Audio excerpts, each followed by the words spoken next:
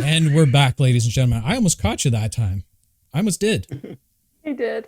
It was close. It was So close. So, with that said, we do have a redemption from Talkative only. Pump me up.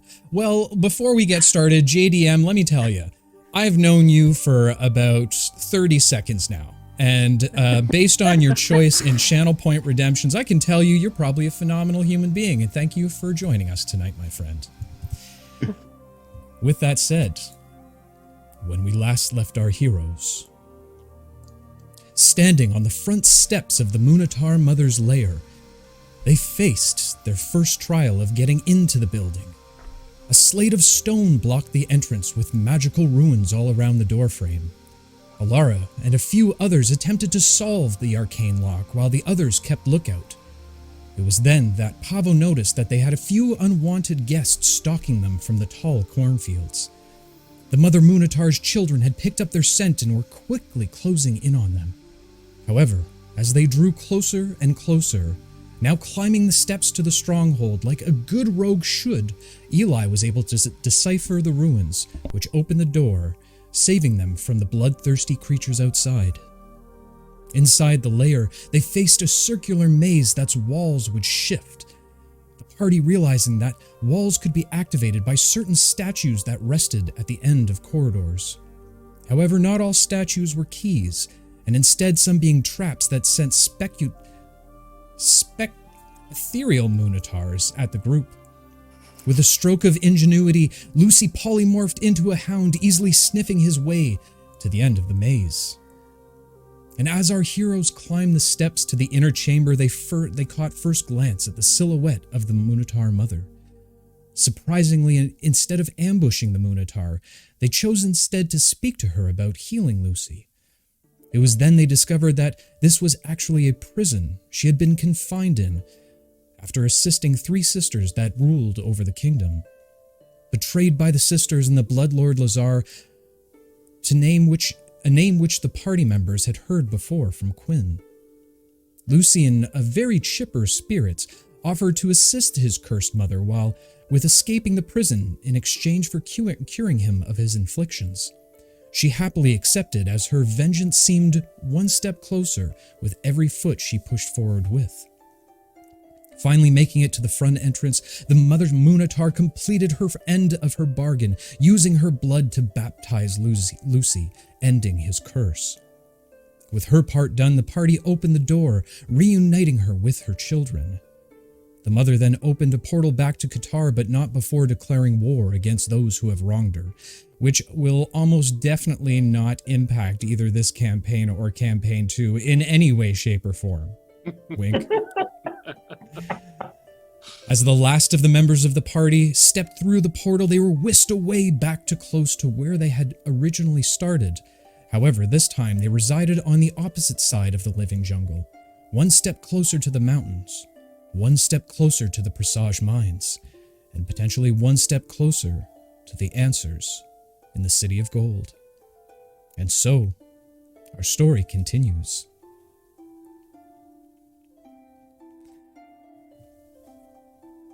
As you push forward towards this small settlement that lays out in front of you just on your way to the mountains, you find it to be what looks like a makeshift settlement that uses broken and discarded materials that come from the mine.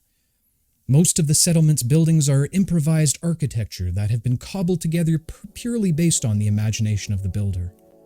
Some are built as your typical square domiciles, however others throughout the town are much stranger. You see one that looks more akin to a metal sculpture of a crow. You see another that has been built on the foundation of a massive minecart that resembles a caboose. Each having been cobbled together from sheets of metal, arms of wiry scaffolding, and even some with large drill bits that top the constructs as makeshift rooftops. As your carriage begins to slow and come to a stop, a few individuals headed in and out of town glance at the carriage in what looks like admiration. As you peer back out, you notice a common theme of most of the travelers. All seem to share a similar fashion sense, with Skull caps. Out of game, this resembles old aviator leather headgear. Dusty top hats with goggles affixed to the front. Many wearing long leather overcoats with pockets upon pockets stitched into the outside. Others wearing leather vests with shoulder harness bags bulging with mysterious innards. What would you guys like to do? These people look so interesting. Yeah. They We all can look go like talk to they're- them. Looks like they're going somewhere. Or just came from somewhere. Or that. Yep. Alara, go do your thing. Really? Make friends. Go make friends. Okay, she'll skip over to the closest person. Hi, my name's As, Alora. As And you she'll spin all and then curtsy. As you all begin to make your way outside of the caboose proper, suddenly you hear what seems like a steam whistle off in the distance.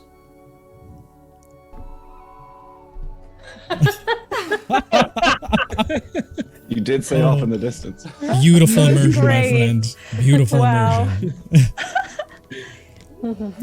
Alara, as you make your way up to the first individual, you notice a smaller female. One that reminds you similar to the bomb shop owner of Trellis, Cherie. A small, Oh. gnomish woman. Reminds me, or is it her? Reminds you. Oh. Hi, my name's Alara. And he'll turn and do like a curtsy. So you look like this person that I used to know from this other town. Her name was Cherie. Cherie Bombette, I think. No, Cherie, yeah, that was her name. And she built these crazy bombs, and I don't think we've used them yet, but she also gave us fireworks, and they were awesome. Well, my word, that sounds like a very interesting individual. But I must say, your dress is lovely, my dear. She starts skittering around you. Tell me, what is this made of? Who actually made this for you? She pulls down her goggles, examining it even further. Now, where exactly is the bomb compartment, you say, on this? Oh, I don't, no. There's no bombs on me. Not in my dress. But sort of a mixture. I found this dress in a lost and found, oddly. And also, my friend Ollie over here, and she'll point to Ollie and say, he helped make the armor that's sort of like a part of like the upper part. Yes, well, how curious. And you say your friend Oliver put this together for you. Yeah, Oliver Sprocket. Ah, interesting enough. Does he come from Scrapper's Run? I don't know. He doesn't really talk a lot about himself, actually. Yeah. What's that? Probably. Scrapper's Oh, no, Run, my I dear? just- You're standing in it. We Oh. just came from Boku. Yeah, we Ah. came from Boku. Some Yes, bad yes. things happened there. A little stuffy, that place. A little too much, how you say, politics for my liking. Here, it's a little bit more freeing, where you can allow your imagination to run, build whatever your heart's desires. Anything? Well, pretty much anything, yes. Do you have ice cream here? Ice cream. I don't know how to build ice cream, but perhaps there's someone in the night market that might be able to assist you. A night market. Yeah, That what's sounds that? intriguing. What's that? What's a night market? Is it on all day or just at nighttime? Yes, not the wisest one I see. Night markets, by definition, are markets. Are you ready for this? At nighttime. Hey, I don't know. Sometimes people just want to break rules. You said you could do anything you want here. So, what if you want to have a night market in the day? Well then, why would you not just go to the day market? There's Is a it the day same market market? too? It's pretty much the same market, just one happens at night. We call it a night market for that reason. What a What's the- riveting and lovely conversation this is. I did have a question. Where are the mines located? I'm sorry, was that Or sarcasm current from Lucy? Oh, I thought I heard some No, sarcasm. not at all. It was a lovely It's- conversation. Okay. What? A little vein begins Don't to worry, I pop took out my of damage. Lucy's head as he takes 1 point of sarcasm damage.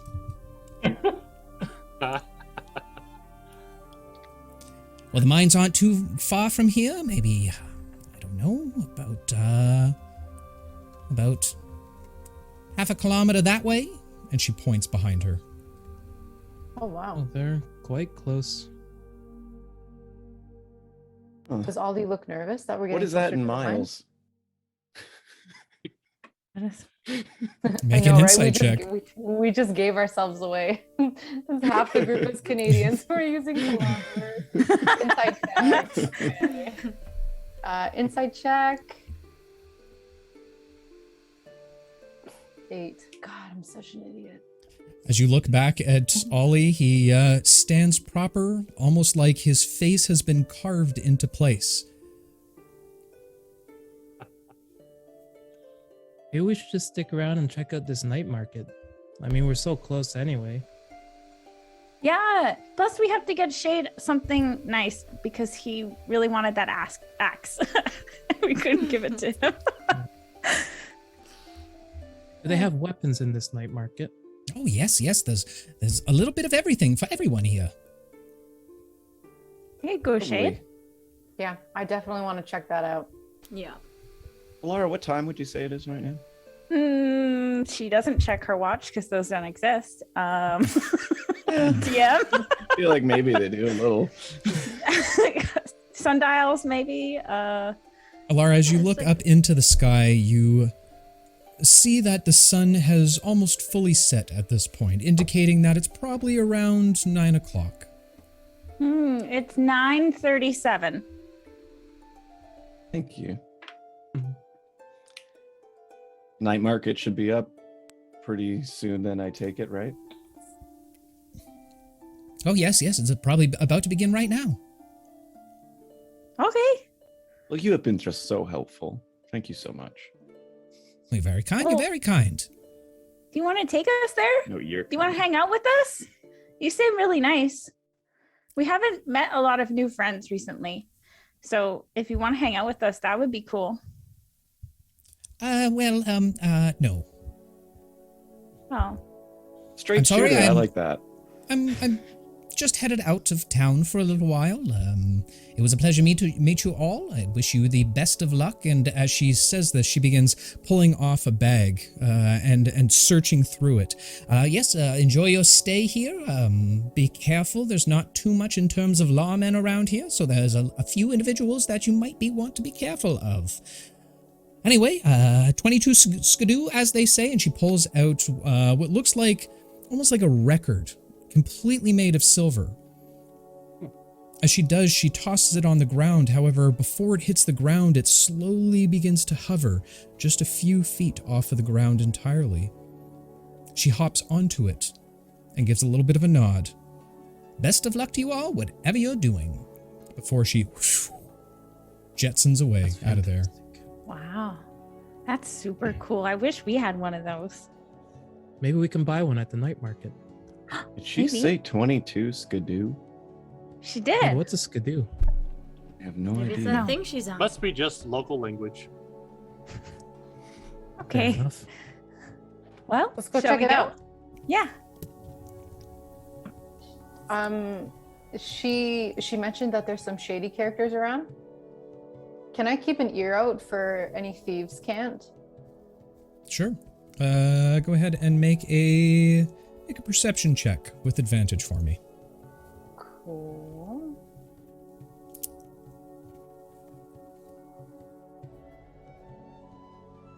Okay, re-roll the second one. 14. Okay. As you begin to make your way inside of the city proper, you do notice that the ground has now become much more rocky than the soft green soils that you're used to stepping on from within the jungle itself. While there are patches of grass around, most have been yellowed or trampled over. As you observe the settlement, you notice most of the large buildings to the left, their lights have been extinguished for the evening. The district to the right seems to be bustling, with standing torchlights that guide a path to what looks like the nighttime marketplace. Looks like this way. Shall we? How astute of you. You're Thank so you, Lucy. wise. I like you better this way. Yeah, I don't know you're what you super mean. nice. You're being so nice to everybody. Well, thank you. I'm just being me. Mm-hmm. Okay. I hope it stays this way.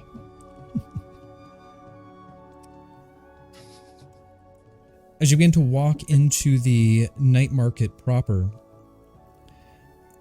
most individuals around you are, again, very unique in their dress. There doesn't seem to be a single designer out of all of them, almost like their suits and their clothes and vests have all been made by hand for specific purposes.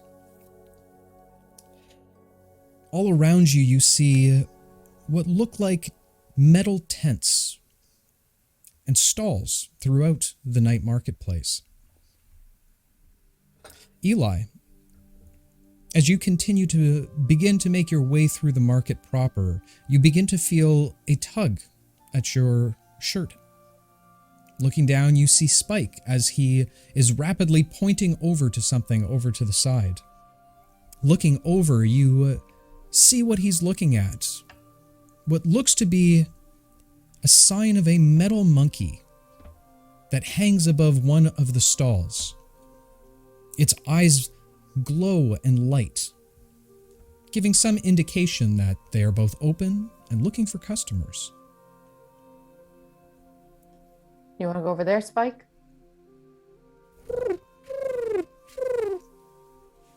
I'll look up at the rest of the group and I'll be like, Spike sees something interesting.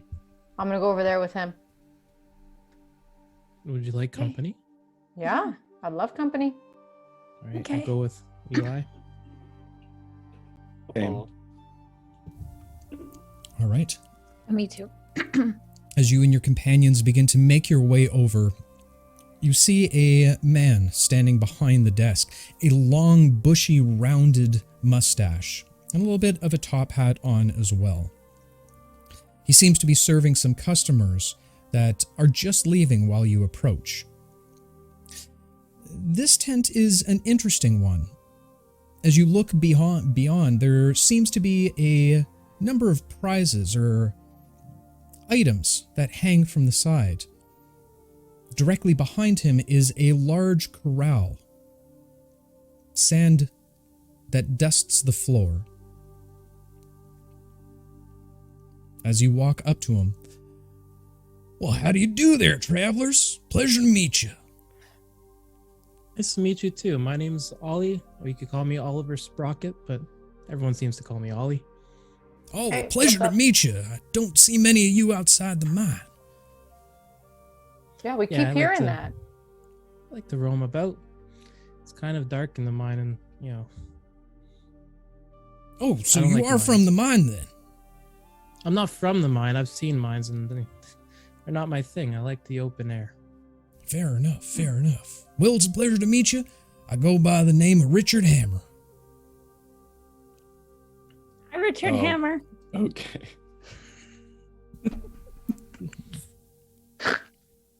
Well, welcome to my shop. Well, I guess it's not necessarily a shop.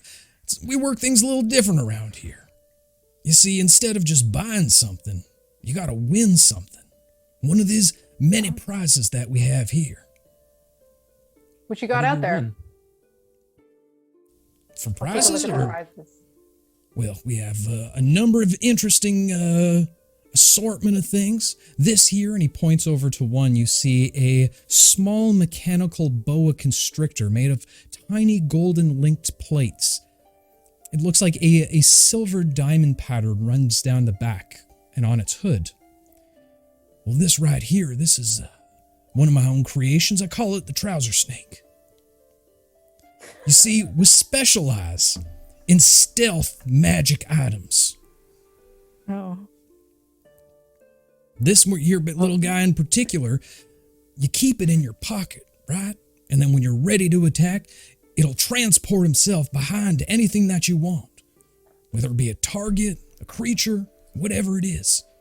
It'll grow to about 7 feet long, just like a real boa constrictor, and make its attack. How much damage does it usually deal? Well, a hell of a lot if it gets a good bite in. Not only that, it'll wrap itself around your opponent, grappling them, keeping them held in spot. I like the sounds of that. I'll take a look around and I'll keep looking at what else he has.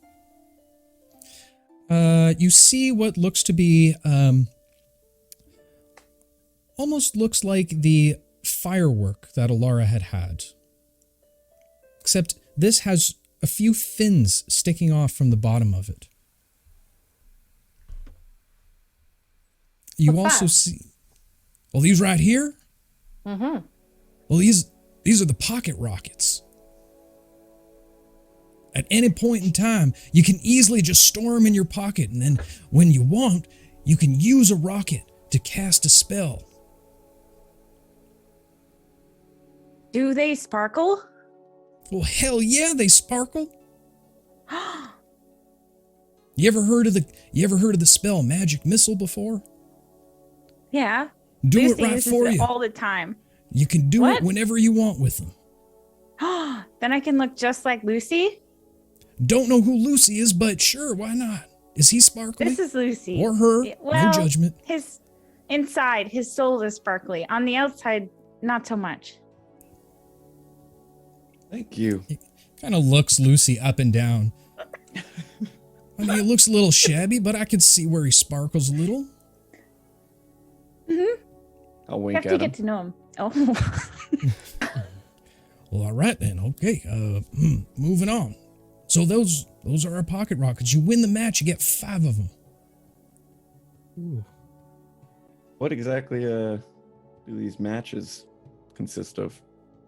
Oh, it's real easy. See, I'm a bit of an inventor myself. I like to build the mechanical things that I find out in the fields. And well, what I can find, that is, without losing my damn head. I bring them all back here, and then I massage them a little bit, build them up, make sure that it's got proper magic inside of it. Mm-hmm. The little game that we play, this is a little critter that I made. And he points over, and you see a little mechanical creature, not unlike the one on the sign. Well, this here is Billy Joe, my mechanical monkey. You see what happens? I put him in the middle of the ring, and you chase him around. You gotta hold him down, right? Oh no. Not in a bad way. Don't you worry. I already know where this is going. He's the fastest, most evasive automaton in the West, I can tell you that much. He'll challenge your stamina, your dexterity, and overall power, that's for damn sure. First you gotta catch him, right? Then you gotta pin him down. Then you gotta just whack him, just spank him on the bottom with all your might.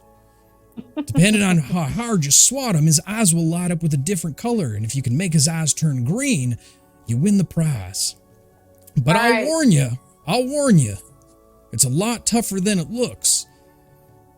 You see, I use extra glide grease on him, so he's properly lubed up. Makes it even harder to get a firm grasp on that wild monkey.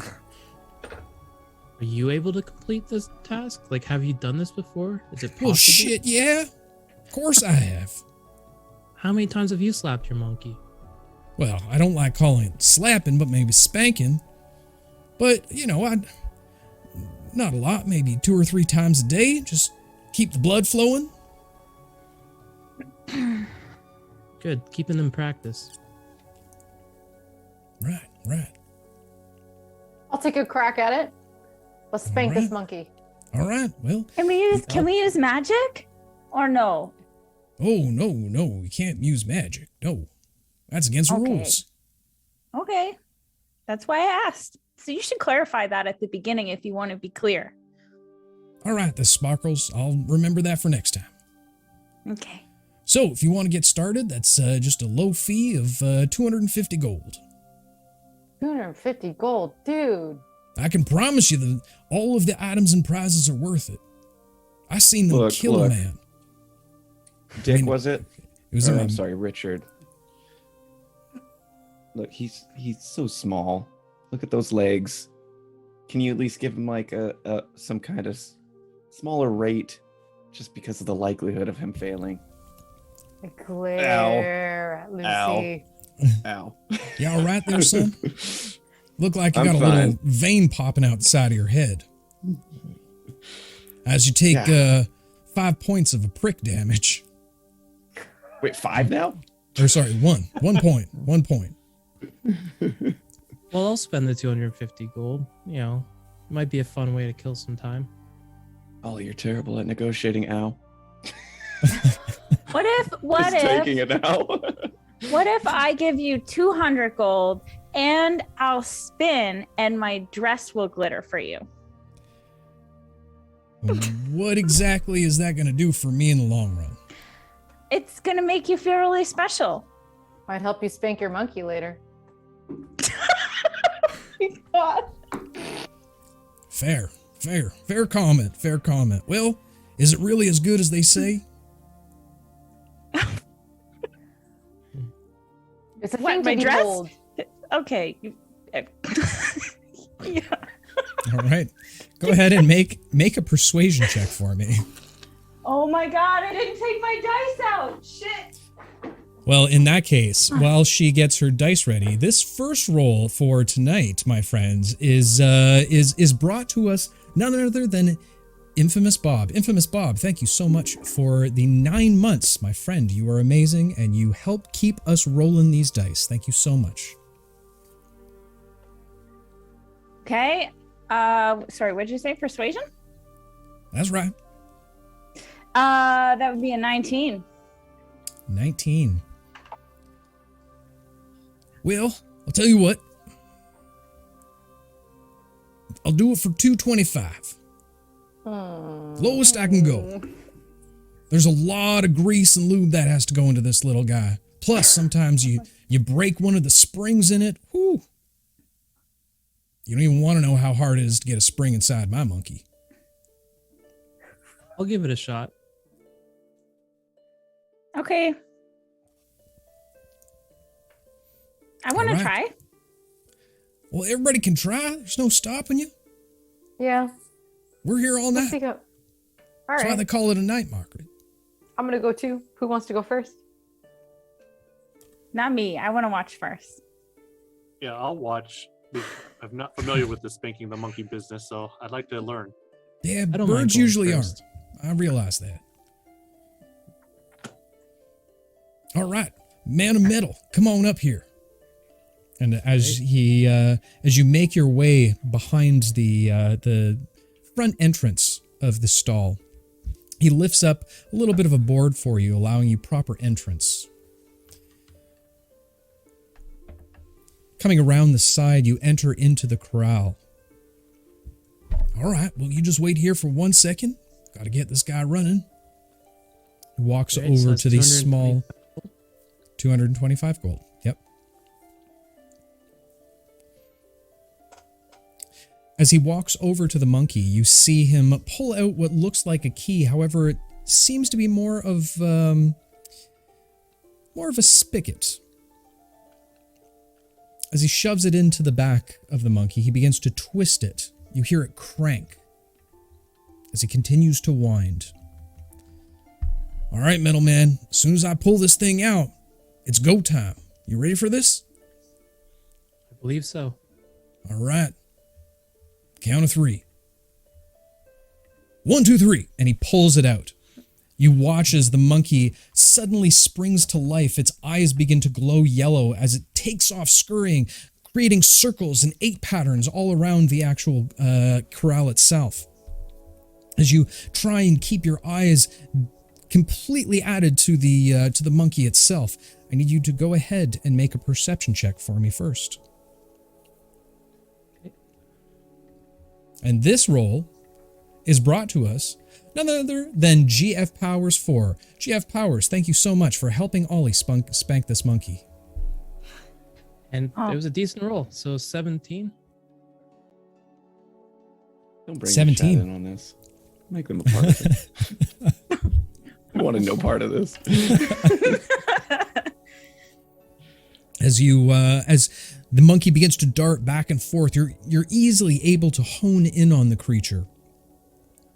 It kind of stops and looks at you for a second, almost admiring your build in comparison to his. You begin to chase after the monkey. Go ahead and make an acrobatics check for me, please.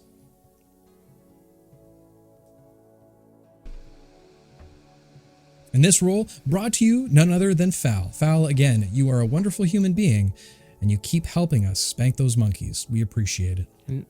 Can I use my inspiration? Because Fal's roll sucked.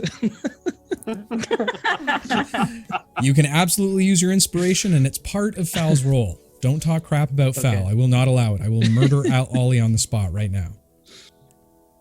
Fal, you got me a natural 20. Thank you, Fal. Hey!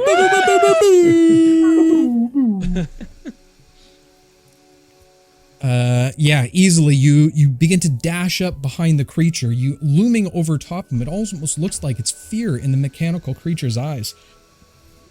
As you reach down, about to grab, you pounce on top of it, pinning it to the ground. There's only one last thing to do, Ollie. Go ahead and make an attack roll, adding your strength bonus to it. Okay.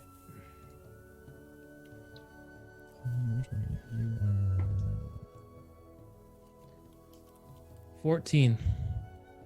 14. As you wind back and give a wallop on the bottom of this monkey, you see its eyes begin to glow yellow, orange, but then fade back to yellow. Aww. I'm sorry, I've never spanked a monkey before. Well, it's all right. It's all right. These things happen to the first timers. We understand that. Well, do you want to try going again, or? I'll let one of my companions give it a go. All right, fair enough, fair enough. What about you, little man?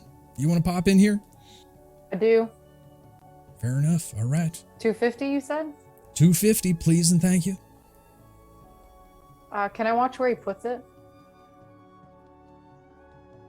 Sure. Go ahead and make a perception check for me.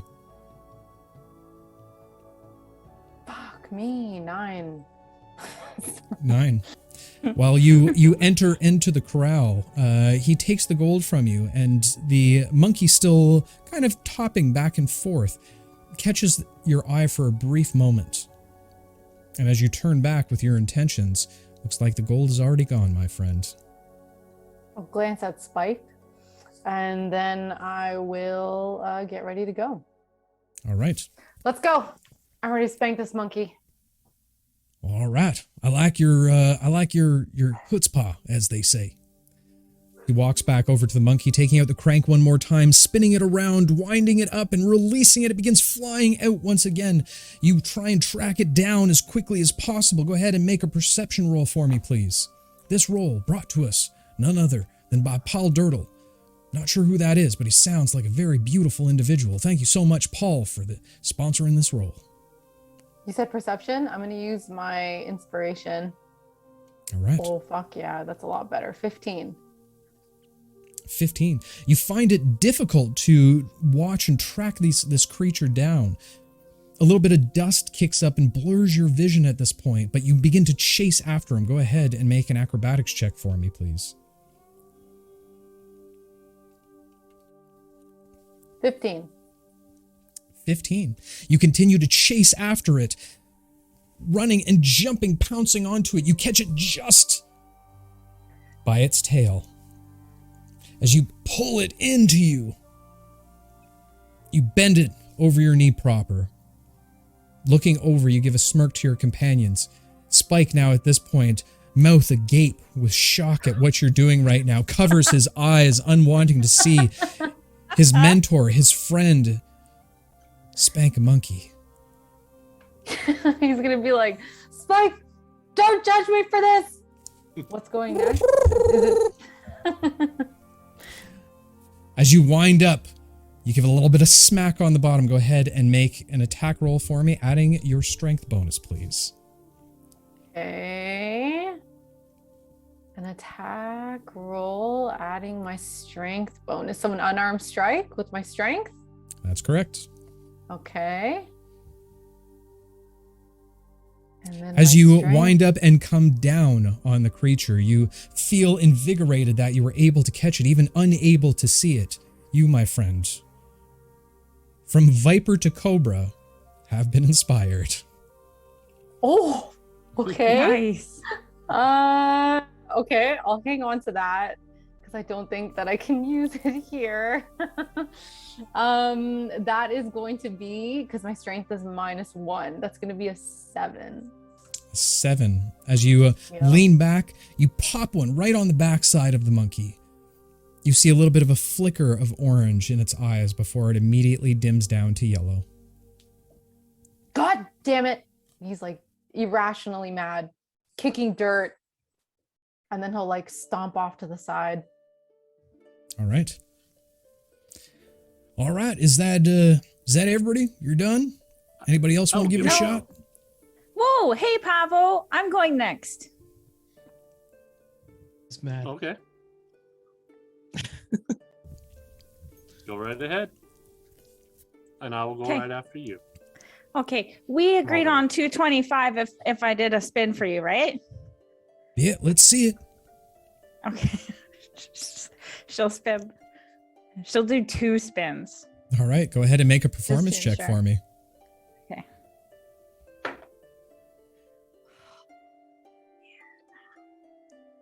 And this performance check So- brought to us none other than our good friend Maritime Gamer.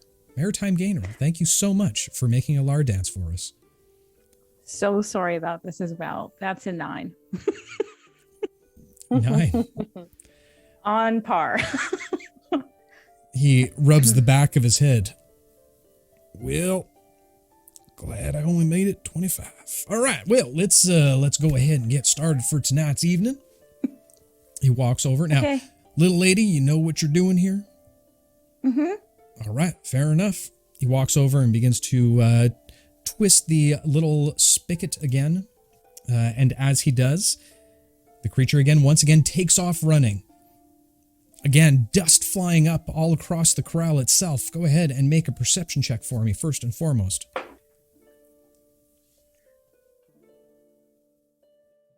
14. 14. You're easily able to see him for a moment before more dust begins to kick up all around you. You begin to chase after him. However, it's difficult as you begin to stumble a little bit over your dress that you just so fancily twirled so horribly. Go ahead and roll an acrobatics check for me with disadvantage.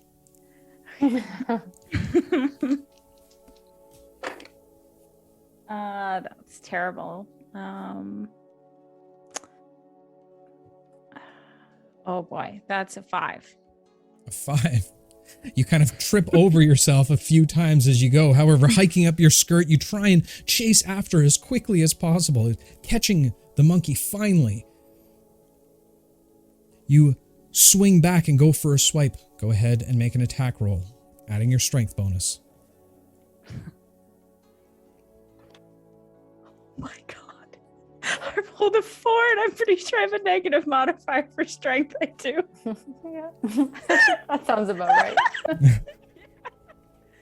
Oh, okay. So yeah, that's a 3.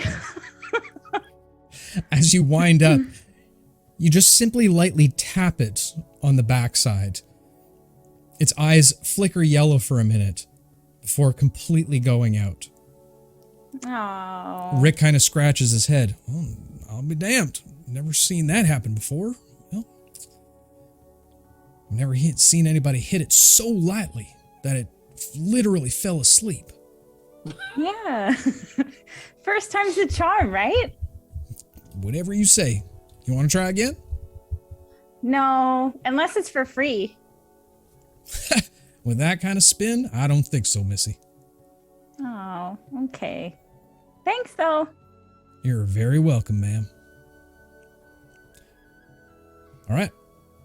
Anyone else? What about you, Tree Man? I would like an attempt. Ah, the bird guy. Sure. Bird guy, we can figure it out together. No problem. You know the rules? 250 gold? I thought it was 225. You didn't do any fancy spinning, let me tell you. I'm not allowing that discount ever again. All right, fair enough. 250. All right. Man of honor. I respect that. I respect that. He takes the gold, popping it away again, walking over. He turns the crank around it once more as it flies off into the corral once again. Pavo, you watch intently.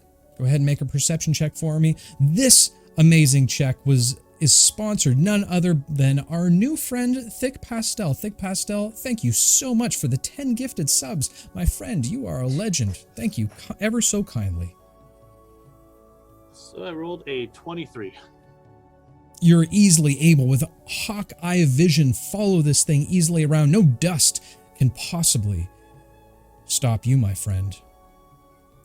Leaping after it, spreading your wings, your feet almost leave the ground from the power from it. Go ahead and make an acrobatics check for me.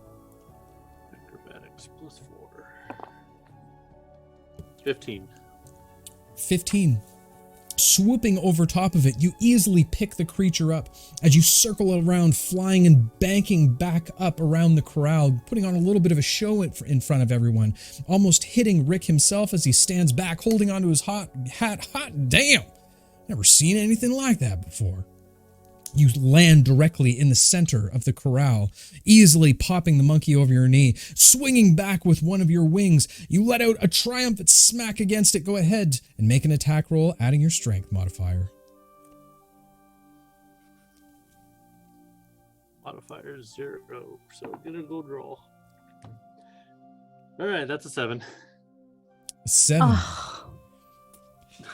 As you I wind don't up, have strength. I have dex. hitting it on the back, the resistance of your wing, it just doesn't seem aerodynamic enough. That hitting it on the back, its eyes flicker orange for but a brief moment before it dies out. Wow, that was extremely anticlimactic. First time, you know.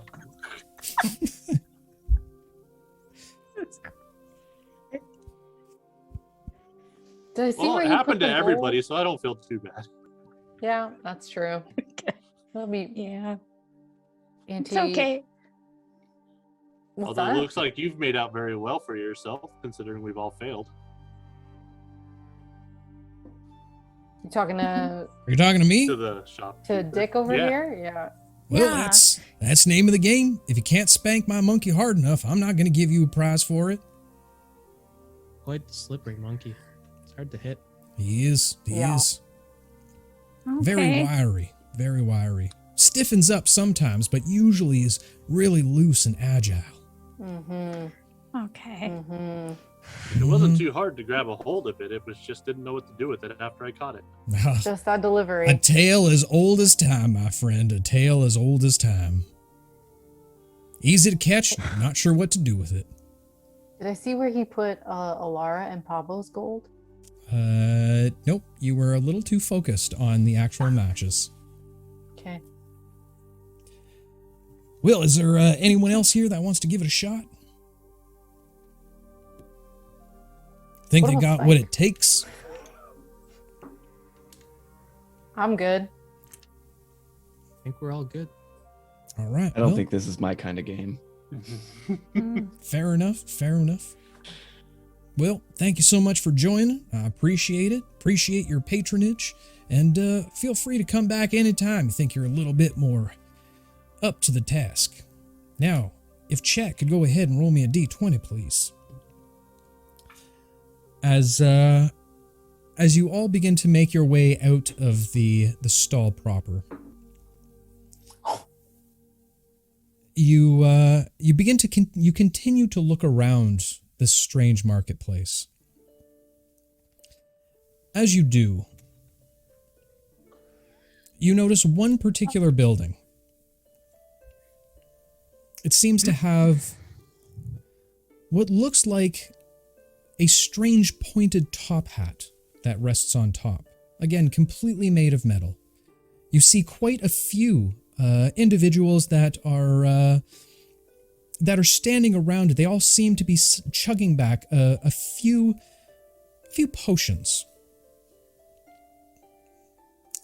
And welcome to all the raiders who have just joined us. DM Lair, thank you so much for the raid, my friend. Pleasure to always see you. Hi. And if one of our lovely mods could give a quick shout out to the DM Lair, it would be very much appreciated.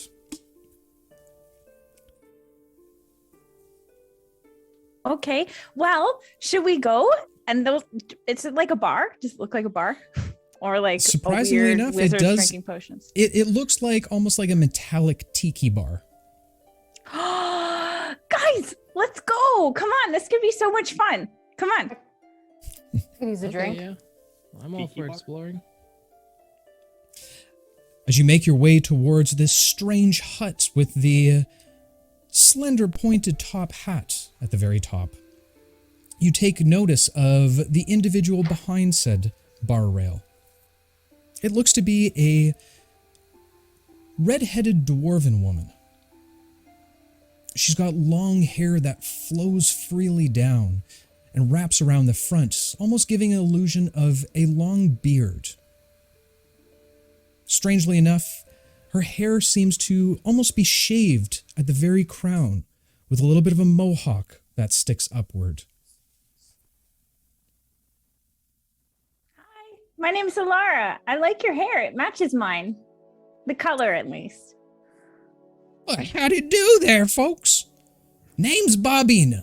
They call me the Infamous. Welcome to my brew shop. Are you looking for anything in particular? Maybe something to tickle your fancy for the evening? Do you have ice cream? Ice cream? Never heard of it before. Okay. Well, then anything that's fun. Anything that's fun. We need to have a fun night. As you continue to talk to her, her eyes slowly drift over to Ollie. Well, now. How do you do there, sir? I do fine. How do you do? I bet you do. Big old man of steel like you, eh? Thank you. I think. Why don't you come on over here for a minute? I'm gonna be like, she likes you, Ollie. And then I'll like push him over to her. Oh, hi. My friend says you like me. Like I like all people too. I like you as well. I like you just fine there, son. I never seen a warforged so shiny outside of the mines before. Well, my friend polished me like a day or two earlier, but yeah, I got this natural shine. Good craftsmanship, you know? Mm-hmm. It sure is. I could go for a polishing with that. And she kind of looks you up and down. Oh, well, you might want to speak to my friend then. He did a very good job polishing. He's right over there. He's got a wooden arm. She turns back to Alara. Is your friend a little special? Got maybe hit too hard in the travels? Well, we are in a lot of battles, and Ollie is very special. He's very nice. He actually made this dress armor for me. Isn't it really cool? And she'll do a spin. She'll kind of twirl her hair a little bit. Yeah, that's great. That's great. So, what can I get you for? Actually, I'd like to purchase a round of drink for my friends here. We've been through a few rough patches lately, and I think we all deserve it. Absolutely. I got a few brews in form that you might be interested in. Okay. You see, this one here, and she points over to an elixir that sits on the shelf. A large crystal bottle with beautiful facets carved into it. The liquid inside seems to be a swirling pink and red, very similar to some of the potions that you've seen before. This one here will put you in tip-top condition.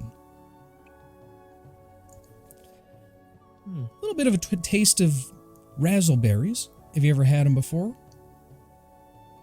I don't believe I have had a razzleberry. Sweet and tangy. Are they good? Sweet and tangy, but they got lots of punch. Oh, okay. And what else do you have? Not Well, that I'm I've not got- interested in that. I've got this interesting one right here, and she pulls it down. It's in a bit of a square, almost like a vase. As you look inside, there seems to be blue and silver that swirls around, almost like the liquid itself just is in constant motion. This one will quicken you up real quick wherever you're going. Put a little extra pep in your step. Okay. This one's made from beautiful juniper berries. But they go quick. This one right here, this one's for about 200 gold. Oh, wow. Okay. And that's just for one person? Absolutely.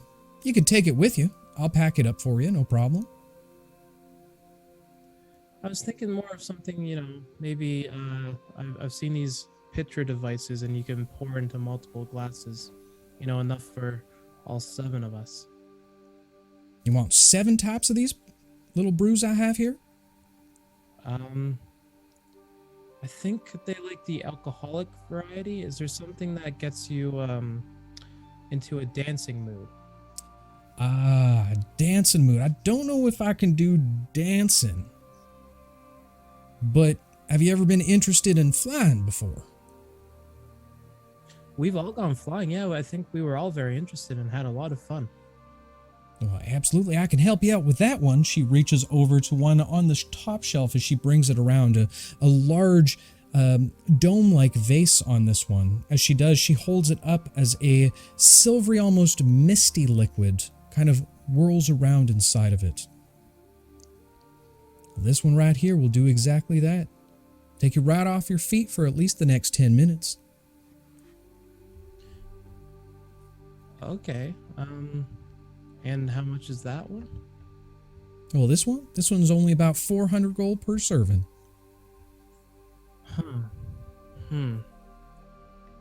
Okay. 1 second. Is everyone happy with this bar? Or do you want to peruse a little bit? It's a bit, it's high quality, bit pricey. I don't think it's a bar. Yeah, I think it's more like a potion bar where like we can get cool power-ups or things like that. Okay. Well, if anyone wants to fly, I guess maybe not Pavo. I can already do that. I can cast that, but I always don't prepare it at the right times.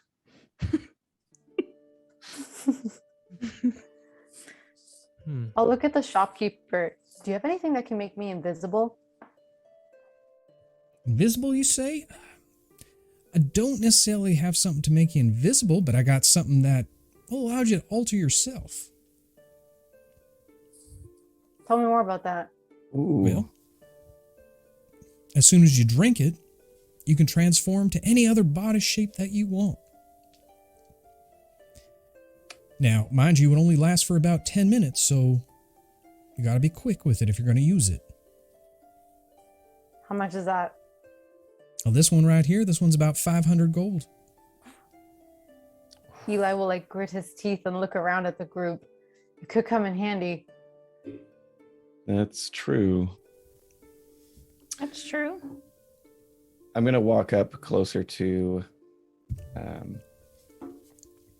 the infamous and say, my friend Ollie, he's very shy, but I'm sure, a little leverage in these transactions might lead to you seeing just how well built he is, if you know what I mean. What necessarily do you mean by this leverage? Maybe a little lighter on the coin purse for these purchases.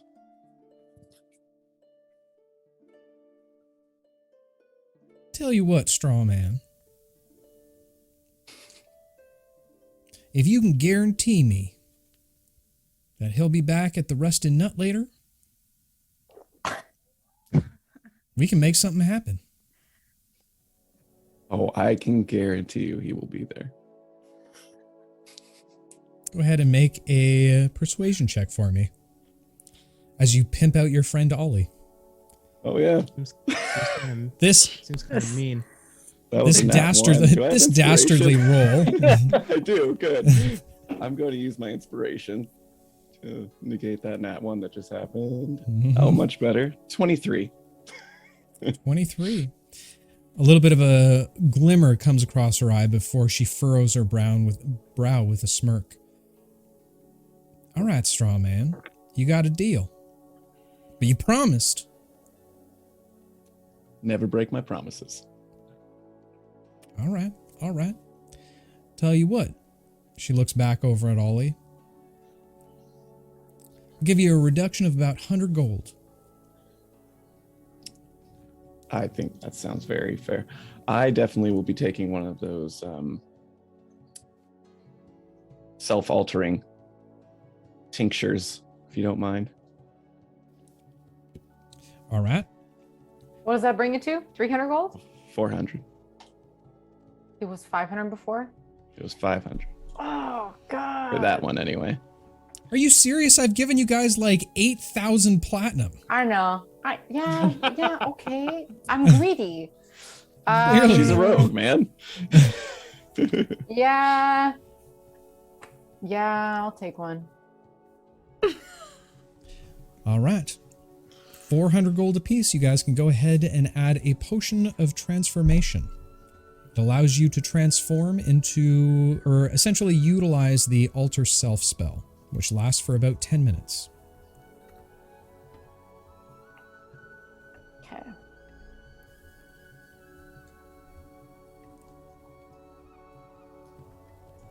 Okay. Is there a place that has alcoholic beverages? Absolutely. Like I said, the Rusted Nut. Oh, okay. Best damn tavern inn in this whole damn place.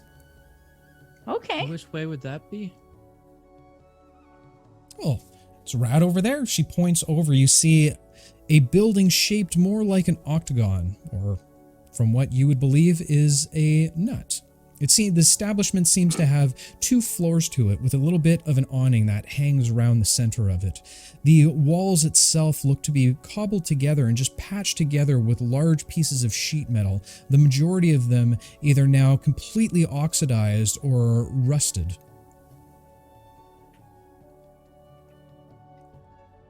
Looks a little shabby, but could be a good time.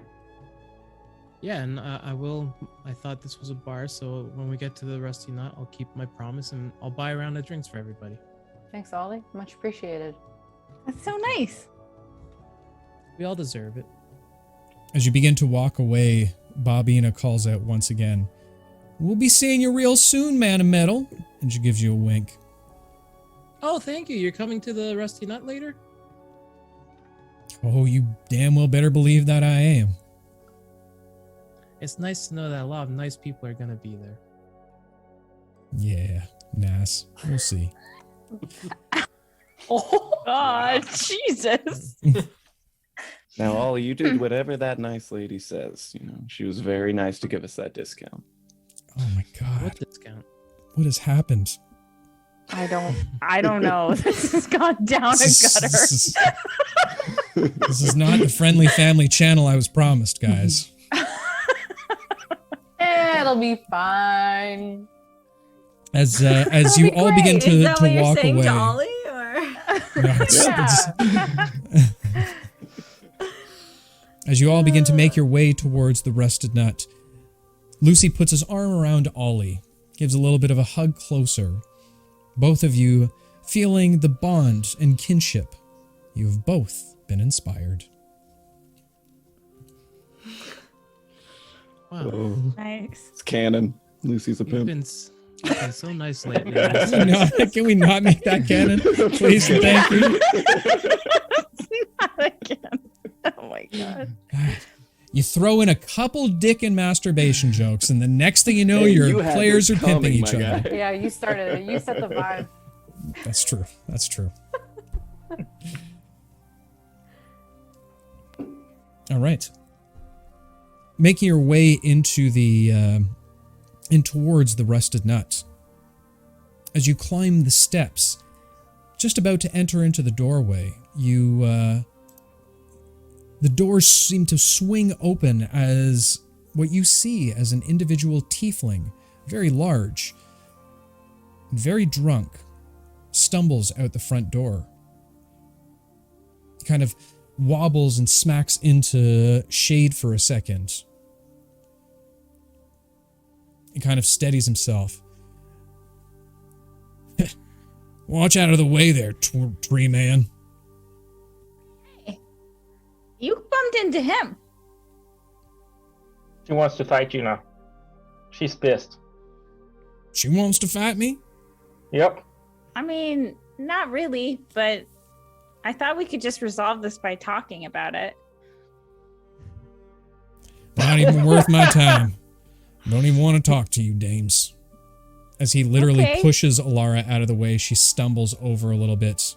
He brutally walks on into the distance, continuing to stumble a little bit.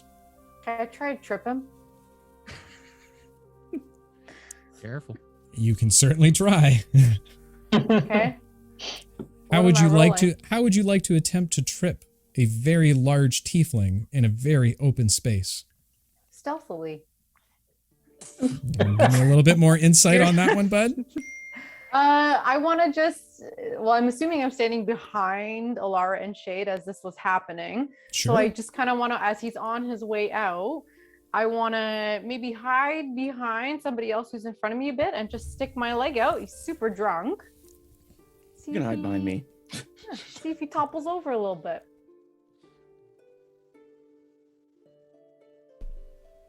Okay.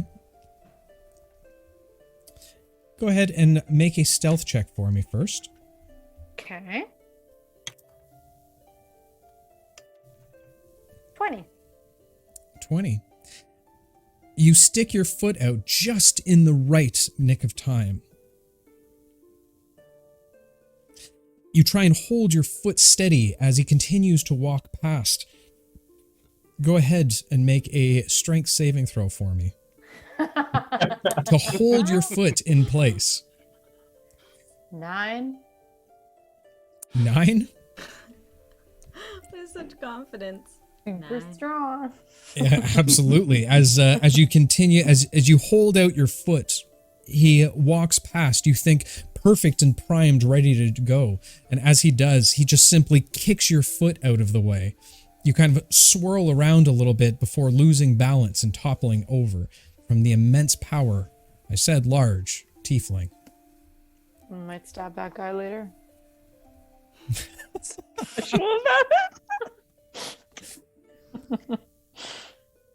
Dick. Eli will say under his breath. I'm sorry he's Are so you- mean to you, Shane. That was Sorry? nice. Do you need help up? Thanks, Pavo. Excuse me, sir. Where's this going? Mr. Man. Huh? What? What do you want, pretty girl? Thank you so much. See that stall over there? The man with the very nice mustache? Hmm? I think you should go break his monkey. And I cast suggestion.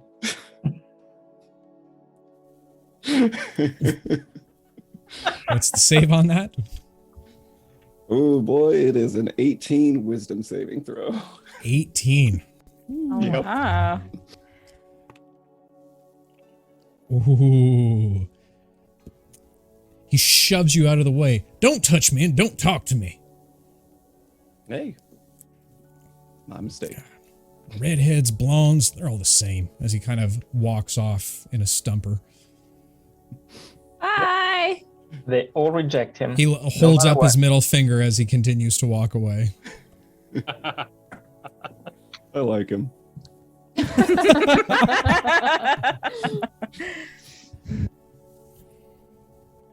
All right. Okay, should we get a drink? That's what we Yeah, came let here me- for.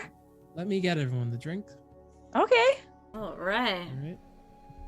I'll look All for the right. bartender. Eli's gonna go take a leak. All right. And as you all... All right. I have a feeling that her level of immersion right now is far greater than any of us could ever think about it. Absolutely. So while our heroes make their way inside of the rusted nut, why don't we go ahead and take a quick break for the evening. So while we're away, guys, go ahead and go get yourself some beverages, whether they be apple juice, orange juice, grape juice, soda juice, or tiefling juice. Why not? Go get those refreshments. And Sherry Bomb Bed, if you're there, go ahead and grab yourself some popcorn, my dear. We will be back in about 5 minutes' time. Thank you all for sticking around so far. As well, thank you to the newest tripper, the, maybe it's kerosene? No, maybe it's Sarian? Maybe it's kerosene. Maybe it's kerosene. Thank you so much for the follow. Very much glad to have you here. Welcome to the Tripper family. Again, thank you so much for the DM lair, for the raid. You are a wonderful human being. Thank you kindly. And hey, if you're not already following and you're enjoying what we're doing, consider following along as well, because we do this every Tuesday night at 8 o'clock Eastern Standard Time. With that said, though, we will be back in a few short moments, my friend. So where is the button I need? There it is. Stay tuned. We'll be right back. And welcome back, ladies and gentlemen. Thank you so much for sticking around. Appreciate it. As always, we take some questions on our break, and we do have a few of them for our wonderful cast in chat right now. First and foremost, Lucy, how does it feel to be so nice all the time now? You know, it's not so difficult to be nice, but not being sarcastic is very difficult for me.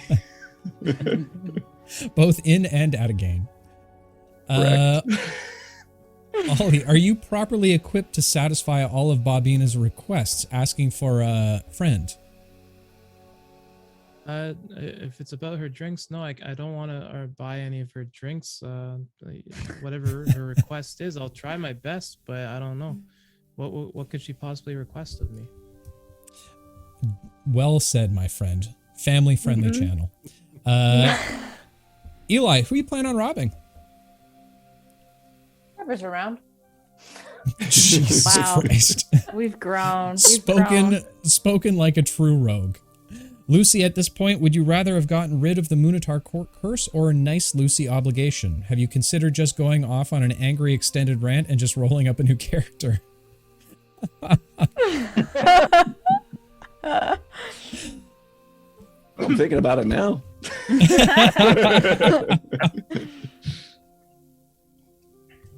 Pavo, are you going to best some trees today? Based on the theme of this game so far, I'm not sure how to answer that question. Yeah, are you going to? Are you either going to beat up some trees and or shade? Yeah, no. Fair enough. Just gonna leave the wood alone. This next question is for everyone, and I'm going to answer for you. Everyone, are you upset that you didn't get to spank the monkey? Yes. They are extremely upset that tonight of all nights, they did not get to spank the monkey. You know, they were probably just a little tired, maybe had a headache. It just didn't work out for him tonight. Some of us got to spank it. We just weren't rough enough. That's true. That's true. You didn't put a little too much oomph in your spankings. Trix, got a target in mind for your mission. A target in my no, whoever is available. We're all gonna die. That's what you just said. Oh my There's no God. plan. Yeah. None whatsoever. Sounds like Bobina's available. Well, not yet, but we'll see. We'll see how heavy Ollie is tonight. Dave, it's a full moon in game. Yeah, actually, it's a new moon tonight, my friend, which is the one that we're looking for. Shade, what's your favorite of the Beetle redemption so far? Oh god. I think the one in the sewers when I was covered in grease and couldn't hear anything. I was screaming all the time. I like that one. Oh, the greased up death shade? Oh yeah. That was funny. I liked greased up death shade too. Buster, what inspired you to write so many good jokes for today's episode? My butt. Dave, are you almost out of material yet, or are you just getting started? Well, funny that you say that, my friend, because we are just getting started. Looks like this might be the last question, Dave. When will we get another crotch speech? Well, you know the answer to that, my friend. That crotch speeches happen at level 5. So if we can get there, there will be a crotch speech waiting for you at the other end. I can promise you that.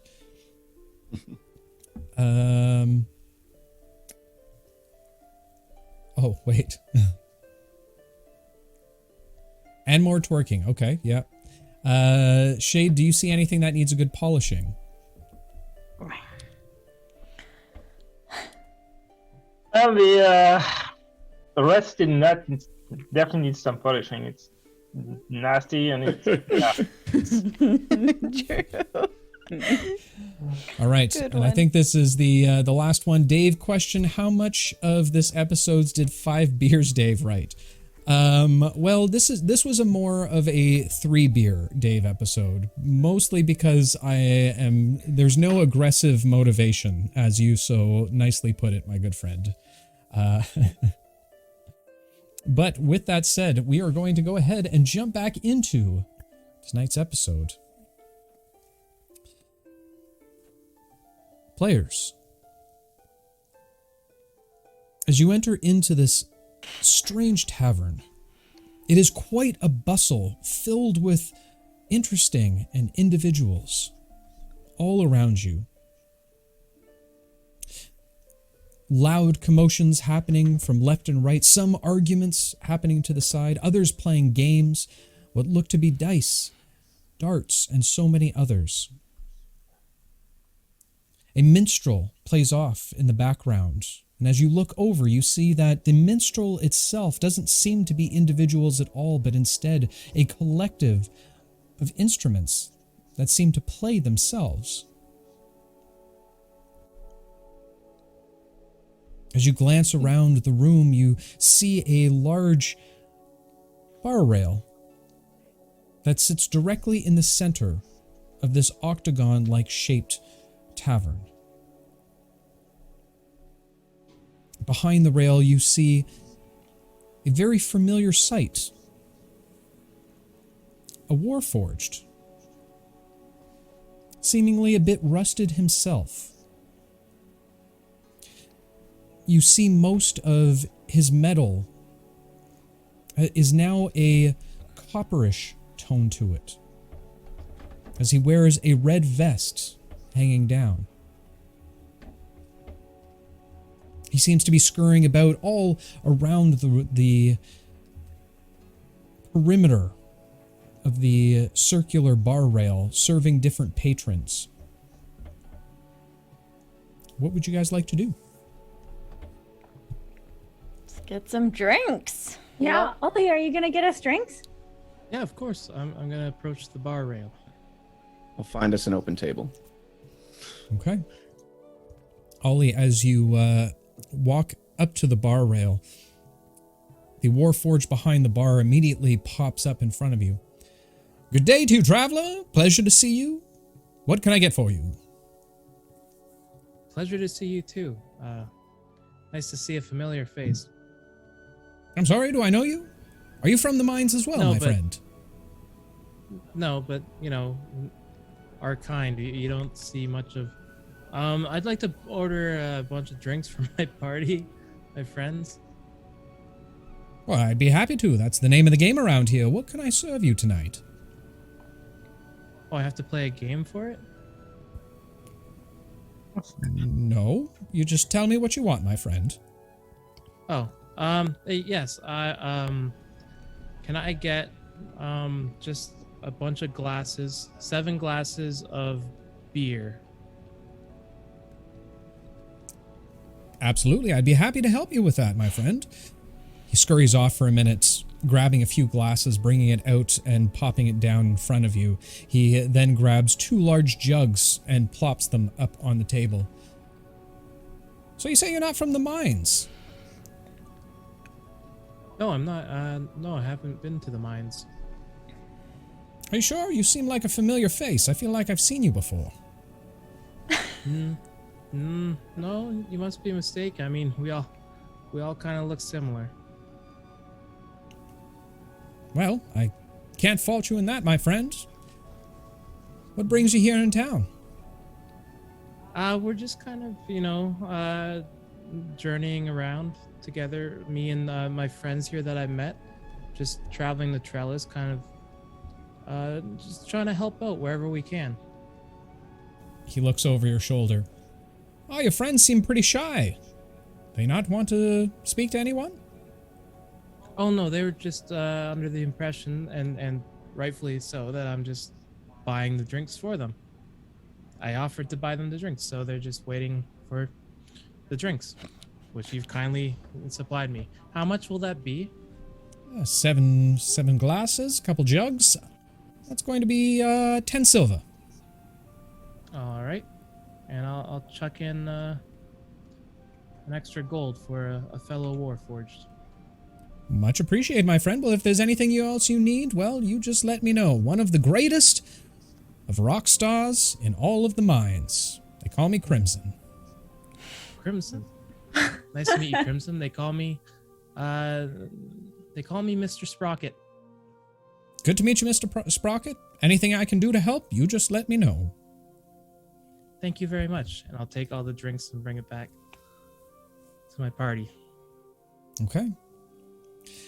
Turning around and following him back to the table, Lucy's been able to find a nice seating arrangement. It seems to be a large booth that fits all of you. The rest of you watch as Ollie places the ales down onto the table and sits beside you all. Thanks, All Ollie. right, you're a good guy, Ollie. And I'll pat No him on the problem. back. Appreciate it. Thank you. Thank you. Anything. All the Hey, rounds are on me. Ollie. They're actually pretty cheap. All the rounds. Okay. Woo! I have a question. When we were meeting that person that I forget their name, if they gave them my name, gave the bomb person, the bomb that looks like Sherry Bombette. Oh yeah. Yeah. Well, they were asking me about where you came from, and I realized that we never really talked about really a whole lot about you. Yeah, Ollie. Oh, yeah. Where are you from? I've kind of just been traveling all around. I don't really have a location I'm from. I mean, I kind of just got created, and Where were you created? And by who? Deep questions, Eli.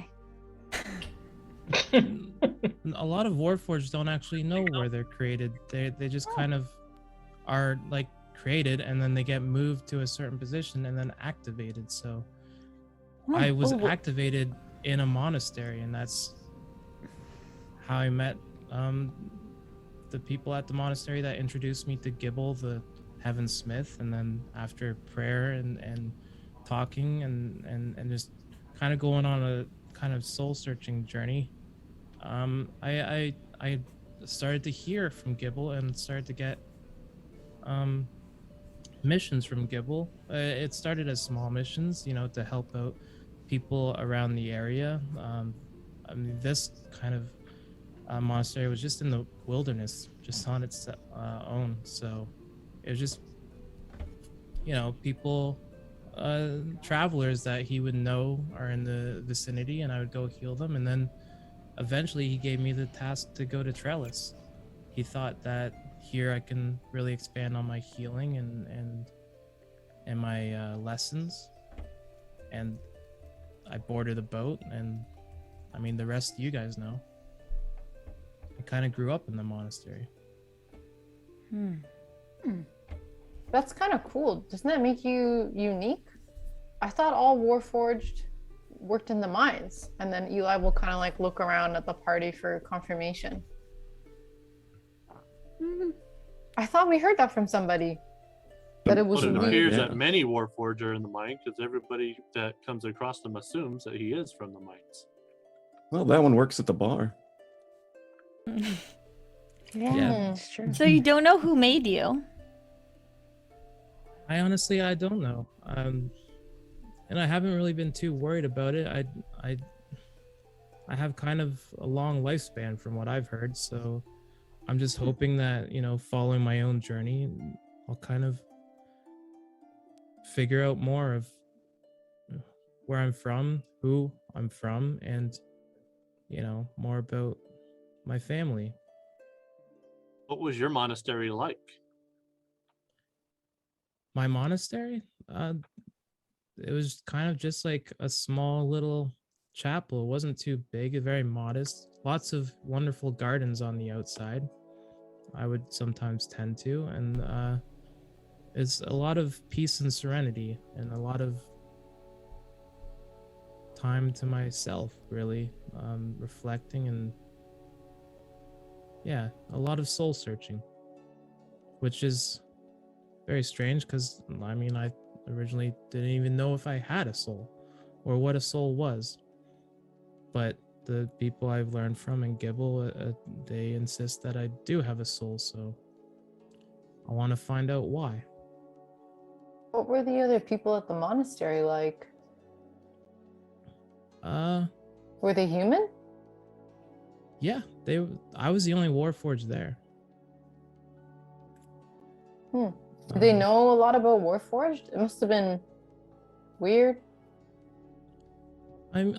Yeah, they're very aware of the Warforged that, work in the mines and also like bartend, bartending's new to me, but I've heard of Warforged. I know I'm not the only one. I know I'm the only one that kind of had to find his own purpose. Well, I guess you could ask Crimson over there, if I heard that name right, where he's from. Might be a good place to start if you're interested. Sure, that's a good idea. I'll go up and I'll ask where Crimson's from. And I'll leave the table.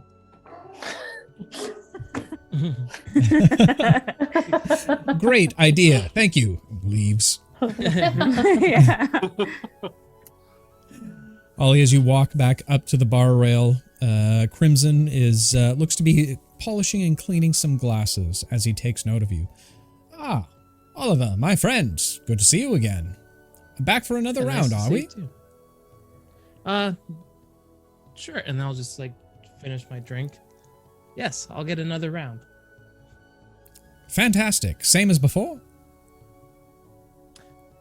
Yes, please. Very good, then. He goes behind the bar rail again, pulling out 7 glasses and 2 jugs and dropping them down on the table. Again, my friend, that will be silver, 10 silver. Oh, okay. And I'll pay it with another gold as a tip.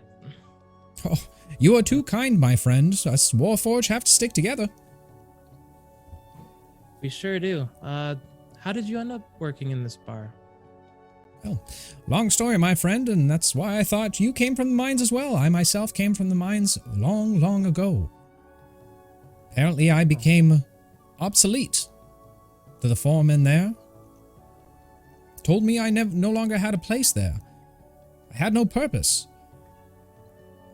I started to wander off into the deserts and the fields, and that's when I came across this little place. I met some of the founders long ago. They said they were looking for businesses that would thrive in this type of area. Hence why I started making this little tavern here. Oh, you made this tavern? With my own 2 hands, I did. It was a mess trying to do the scrapper's run, I'll tell you that much. That's very impressive. And do you enjoy your life here? No complaints for the most part. Things are relatively calm, other than the occasional bar brawl, but that's to be expected in these parts. Otherwise, I make good coin here. I have good friends here. I really can't complain. That is fantastic. I'm glad to see a fellow Warforged is making their own way. Yes, well. Are you yourself making your way to the mines? Yeah, I believe that's where my party wants to go, so I just kind of follow along. What can we expect there? Is there a lot of people there? Well, I do beg your caution. There is the Scrapper's Run, is what they call it, what this town is named after. There's an area just before the mine, and you'll note that there will be large poles made of wood that hang and are posted up all around a bit of a field that surrounds it, at least 500 yards worth. On the top of these poles, you'll see spinning orbs on top. I'd be careful of those. They seem to spit out random spells to deter those that seem to be trespassing on their lands. The Presage mine's not one to trifle with, my friend. So I've heard. All right. Thank you for the warning and for the drinks. I'll bring both to my friends. Anything else I can do for you, Mr. Oliver? My pleasure. By the way, are you and your friends staying here for the evening? I believe so. We shouldn't be, just wandering about in the conditions that we tend to be in after all these drinks. Fair enough. Well, we've got plenty of rooms up on the second floor. If you need any accommodations, you just let me know. 1 gold apiece, each room. Fantastic. You've been very helpful. Thank you. Anything I can do for you, my friend. Just a word of caution to you and your friends. I would stay away from any kind of magic casting while you're in town. People here don't take too kindly to that. Good. Noted. Thank you. I'll just give him an extra gold because he's been so useful. You're very too kind, my friend. I'll have the proper room set and ready waiting for you whenever you need it. Thank you so much. And I'll grab the drinks and I'll head back to the table. Okay.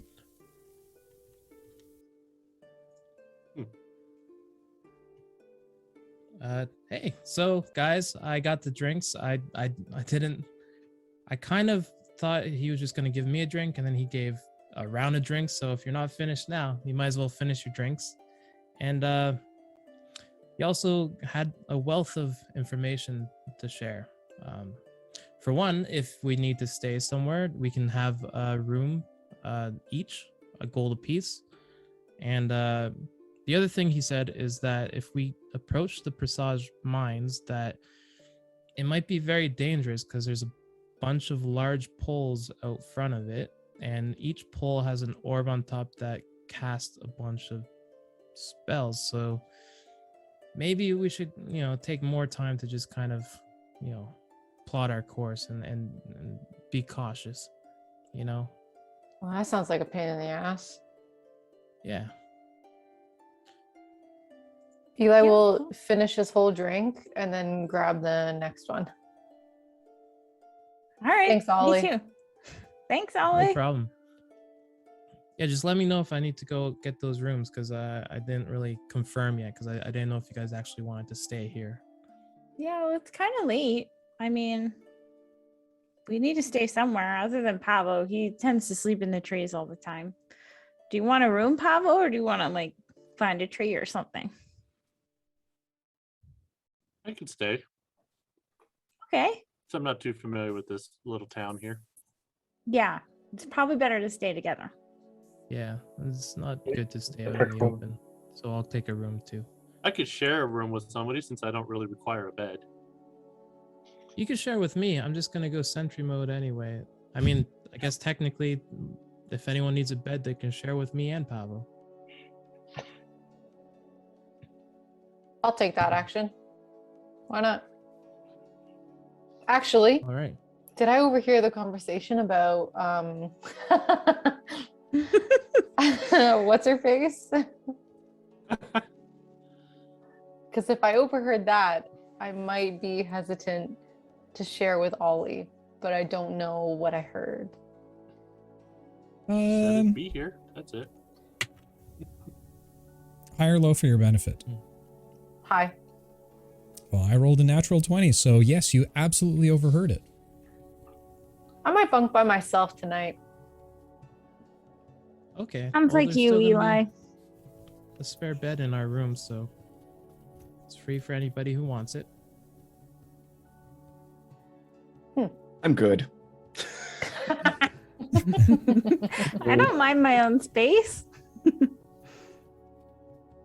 All right. Well, why so don't that's you yeah, just keep Why the don't you lay down in the bed, Ollie? How about It's just comfy. probably sit stand like a bird? So why don't you try? I can't believe I just tried to make a bird motion with my body.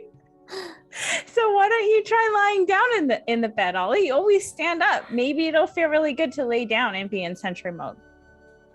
I don't really feel very much. You know, not a lot of nerves in my metal hands.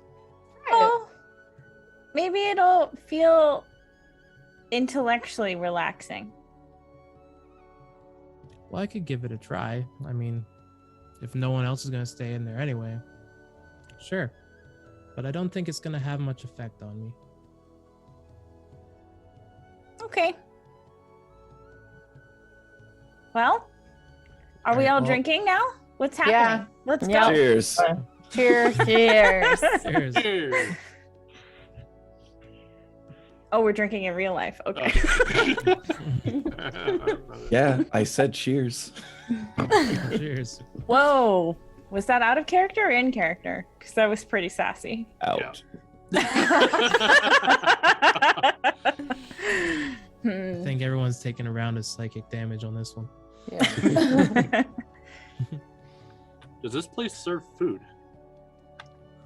That's true. We haven't eaten in a really long time. Oh yeah, apologies. Potentially days. Looking, Nah, look, we So I didn't eat. think to order any for you guys. looking around the room, you do see a few individuals that seem to be eating plates of something. Great. Let's just get that. I'm gonna see if I can get somebody sent over. Are we all done our drinks? Because I'll get us another round. And Yeah. we can Oh, order. no. I'll hop Alright. over to the bar. I will get us another round. And I'll come with. Oh, cool. I'm gonna come with you just so I can order the rooms. Right, as the two of you approach the bar rail once more, the Warforged standing behind the bar is just finishing up serving some rounds for another guest, but then turns his attention towards you. Ah, Mr. Oliver, and I see you've brought a fine gentleman with you. Good day to you, sir. Sir, my name's Eli. Pleasure to meet you, Eli. What can I do for you? I'm gonna get another round. Yeah, and we'll take you up on the rooms that you offered. We'll only need 6 of them though, because me and my bird friend are gonna share. Pavel. Fair enough. Well, I've saved the best room in the house for you specifically, Mr. Oliver, thanks to all of your generosity. He reaches down behind the bar rail, pulling out a number of 6 keys and lays it out in front of you, one of them being gold. He pushes it forward. This one's for you, Mr. Oliver. In terms of food, well, we do have your standard stews. We also have a fine selection of Displacer Beast meats. However, we are having a special tonight. Our ale and wing.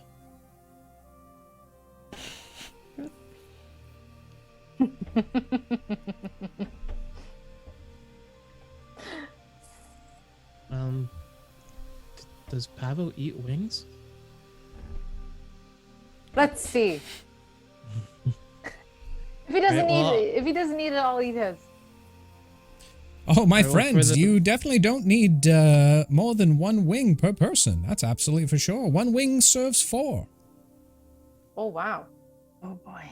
Yes, these are special treats sent down all the way from Hansor. These are what they call pterodactyl wings. Where's Shanks when you need him?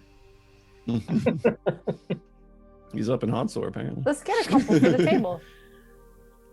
Right? How much are they? All right. Well, with the rooms, another round. You said 2 wings you were looking for? I think so. Fantastic. Well, they are served with a side of mashed potatoes. We have a very special delicacy on that. Won't get into the details of where they come from, but they sure are delicious. They are very bulky and firm. I love me some firm, bulky mashed potatoes. Oh boy. Said it with a straight face. I'm so proud. Well, that's all fantastic. How much for the lot? Oh, well, if I didn't... That would be, all in all, about 10 gold pieces. All right. I'm gonna hand Ollie a couple gold. Okay. How much are you handing me?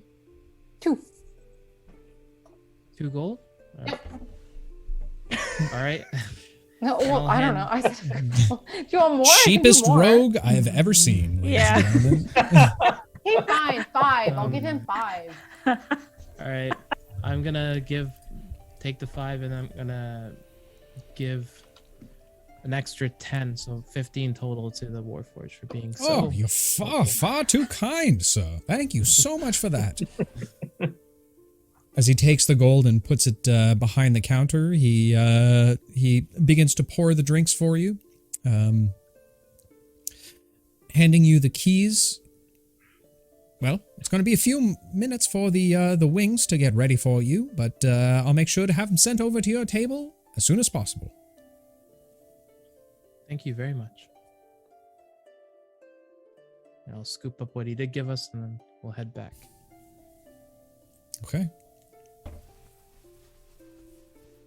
Headed back over to the table, you find your companions once again sitting there. At this point, I need everyone to roll me Constitution saving throws except Ollie.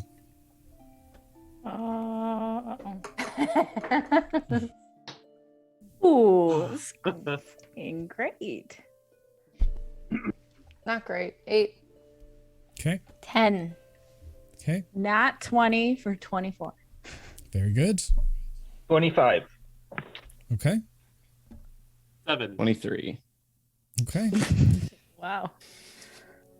As you bring more rounds back to the table, putting them down, your companions begin to chug back their ales immediately. Ollie, as you look amongst them all, you see that Alara, Lucy, and Shade seem to be in proper working order. The other 3, their eyes have started to wobble a little bit. One closing a little bit more than the other. Eli and Trix and Pavo, you were all drunk. Yeah, and we are. technically suffering 1 point of exhaustion. Oh, shoot. You guys. Yeah. What? I What? just want to say that I have not felt like I had a family in a long time. And then he'll just stop talking. Yeah. Just like, Eli. we Oh, are your family. Eli. no, it's true. I'm so happy to hear you say that. I'm so glad we finally accepted that we're all family. This last few days have just been the best. The positivity in this group is just all I could ask for. You guys, I love you all. Thank you, Alara. And he'll like cheers in the wrong direction, like where she is not sitting. I'll tap his cup from the other side. Lucy And then drink moves her elbow over a little bit so it lines up with the cheers. I think we're in need of those wings to counteract the poison. Yeah, guys, I ordered us pterodactyl wings. Pterodactyl wings? Or a waddle? That sounds delicious. Pterodactyl? Go! Sounds exotic. Pavo, do you eat pterodactyl wings? Yes, good question. I don't know. You should try it. At least. I've never seen a pterodactyl. Never seen it. So I've never had a chance to eat one, so I don't know. Does it taste good? We will find out. I mean, I don't need to eat, but I'm willing to try it. And with that, you see Crimson the bartender walking over with a very large plate of what looks to be a single wing that has been cut up into portion, more similar to ribs than anything else.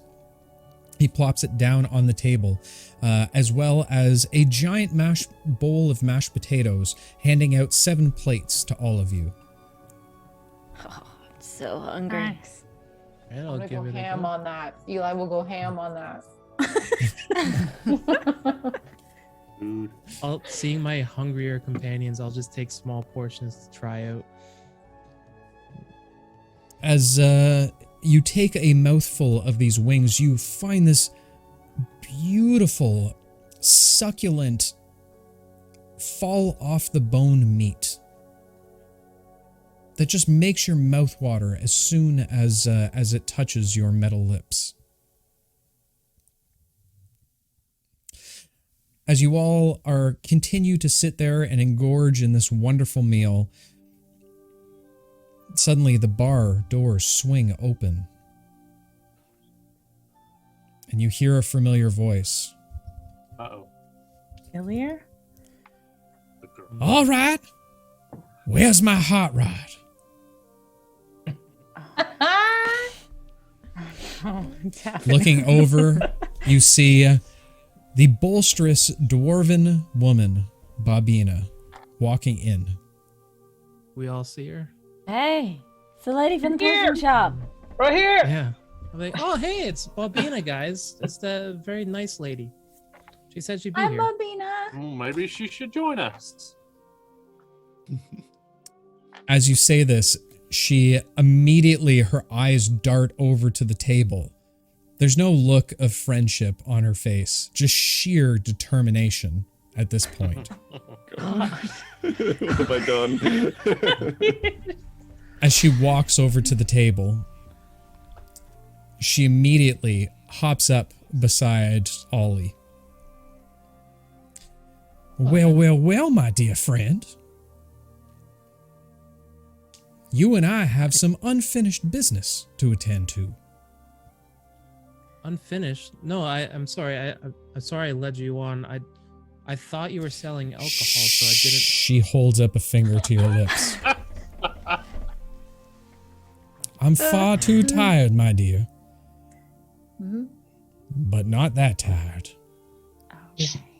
Tell You me, really didn't have to come out if you were tired.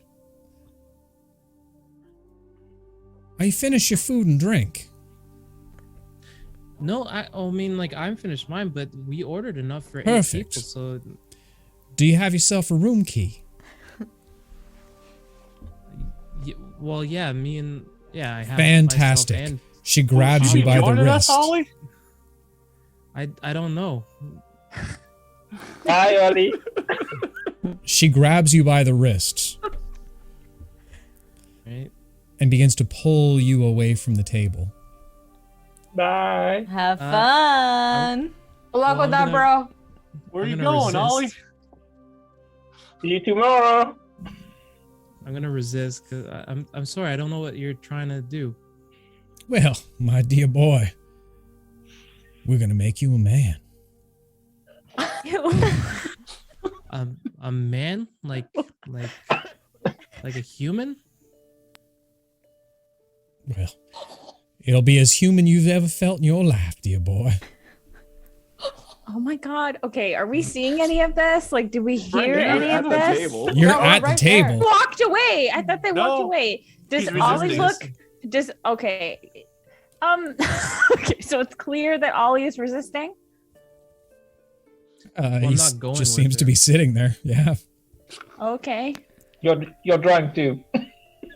Who, me? No, she's good. Oh, I'm not drunk. Oh, I'm not drunk.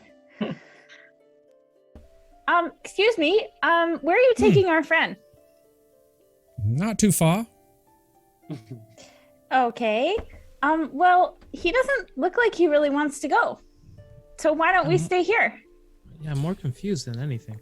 Well, Yeah. Metal Man, what is your name, by the way? My name it's Ollie. Ollie Sprocket. Yeah, I guess it doesn't really matter.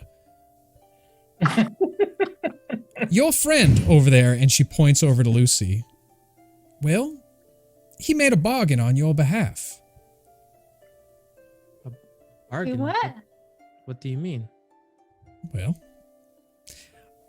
I was paid a significant amount less for one of my potions than what I'm typically due. And how does that involve me? Well, Oh my god. if you come with me, I'm happy to show you. If this is just a financial thing, I don't mind paying whatever. All right. Listen, Ollie, why don't you go upstairs and go powder your face plate, and let me have a talk with our friend here real quick. Well, I Go don't now, wanna go Ollie. Come on, go on. Ollie, they The say. food just came. You have, Why are you sending them away? you seem a You little relax, tense too. there. You seem a little tense. Maybe we could, Oh no, that's just how I'm constructed. Well, maybe we could oil up those gears a little bit for you. Actually, the way I've been constructed, I actually don't need oil. It's a very intricate design, and you'd be very Oh, you impressed will. to see the. This wind All is right, great. all right. Okay. Y'all, Ollie, why don't Mm. you go upstairs real quick? And let me chat with our friend here. You actually seem a little tense right now. I'll say that to Bobina. Straw man, we had a deal. Oh no. Everything's still on the table that was talked about. But how about a drink What? first? I'll buy. Make a persuasion check for me. What is happening? Fighting I'm my just wrongs. taking the bowl of mashed potatoes and just. Oh. Eyes wide, Tricks in I voyeur have mode bardic, right right? now. What's that? I have bardic inspiration. You have inspiration. Do I have both? Bardic one I have. inspiration only lasts for the session. Doesn't continue on over. Oh yeah. Okay. Well, I'm gonna have to use inspiration on that one. For Ollie, and that's a nat one. So 12.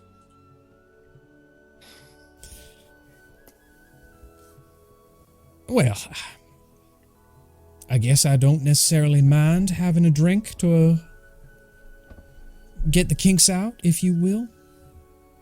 Perfect. You know what? Let's go get a table over here. We'll leave them to do their thing, and I can tell you all about Ollie, his likes and dislikes, you know? And I'll go find a two-top table for me and Bobina. Okay. Ollie, are you staying at the table? Yeah, I'm gonna stay at the table for now. Okay. As you find a little tabletop, Lucy, you motion over towards the bar rail. It doesn't take long for Crimson to walk over. Yes, what can I help you with, sir?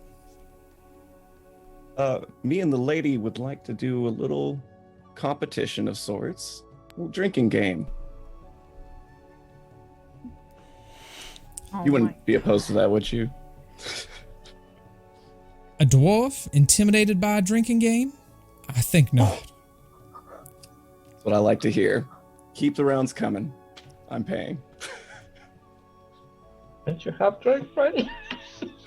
I'm not drunk. I No. passed my save. Oh yeah. All right. We'll see what we can do then. Crimson nods his head and walks behind the bar. A few minutes later, he brings back a bottle of what you see is labeled as Fireball whiskey. As he plops it down on the least favorite. table, he puts 2 shot glasses in front of you and pours the first round. All right. For the bottle, that's going to be about 25 gold. Keep the change, and I'll give him 30. Very kind of you, my friend. as he turns and walks back to the bar rail.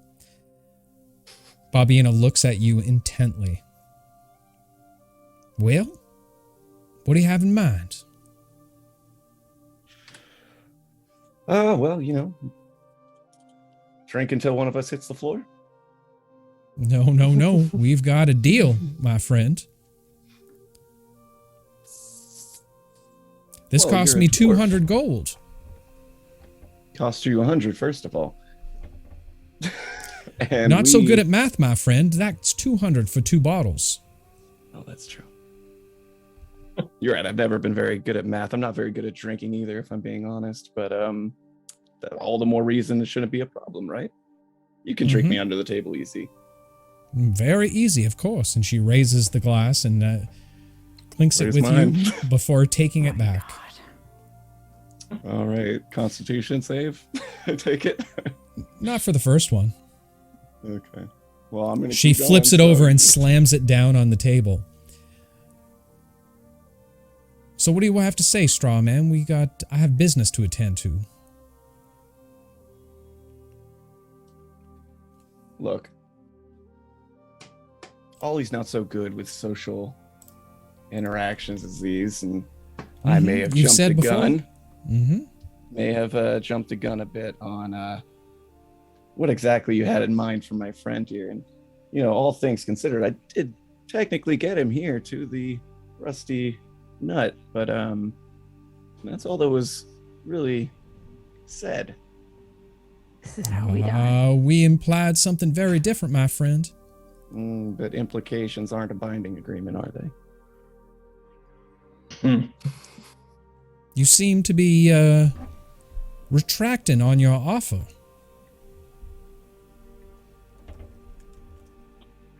Maybe I am. Well, this puts us in a bit of predicament now, doesn't it? I suppose. You see, I don't like con men, boy. And it Con sounds like you just tried to con me. Oh, no. I thought You maybe swindled he'd be me. in different spirits. You swindled me out of 200 gold. Well, that's just hurtful. I don't care what it is. It's 200 gold.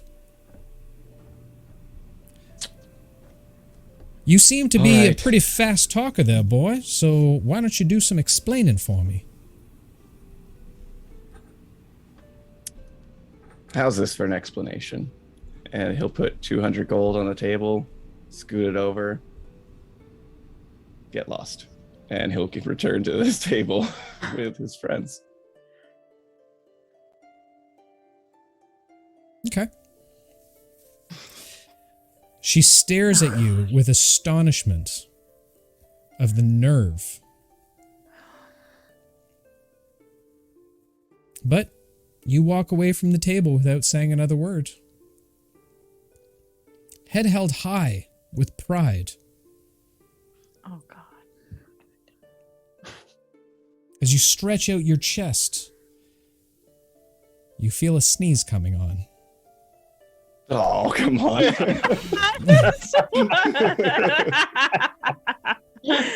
Oh, man.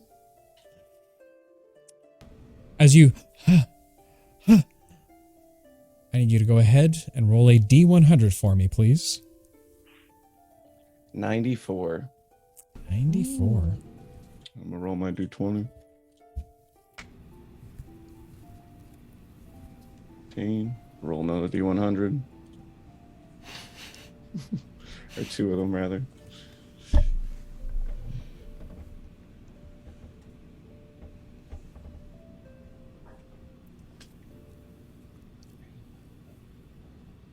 Okay.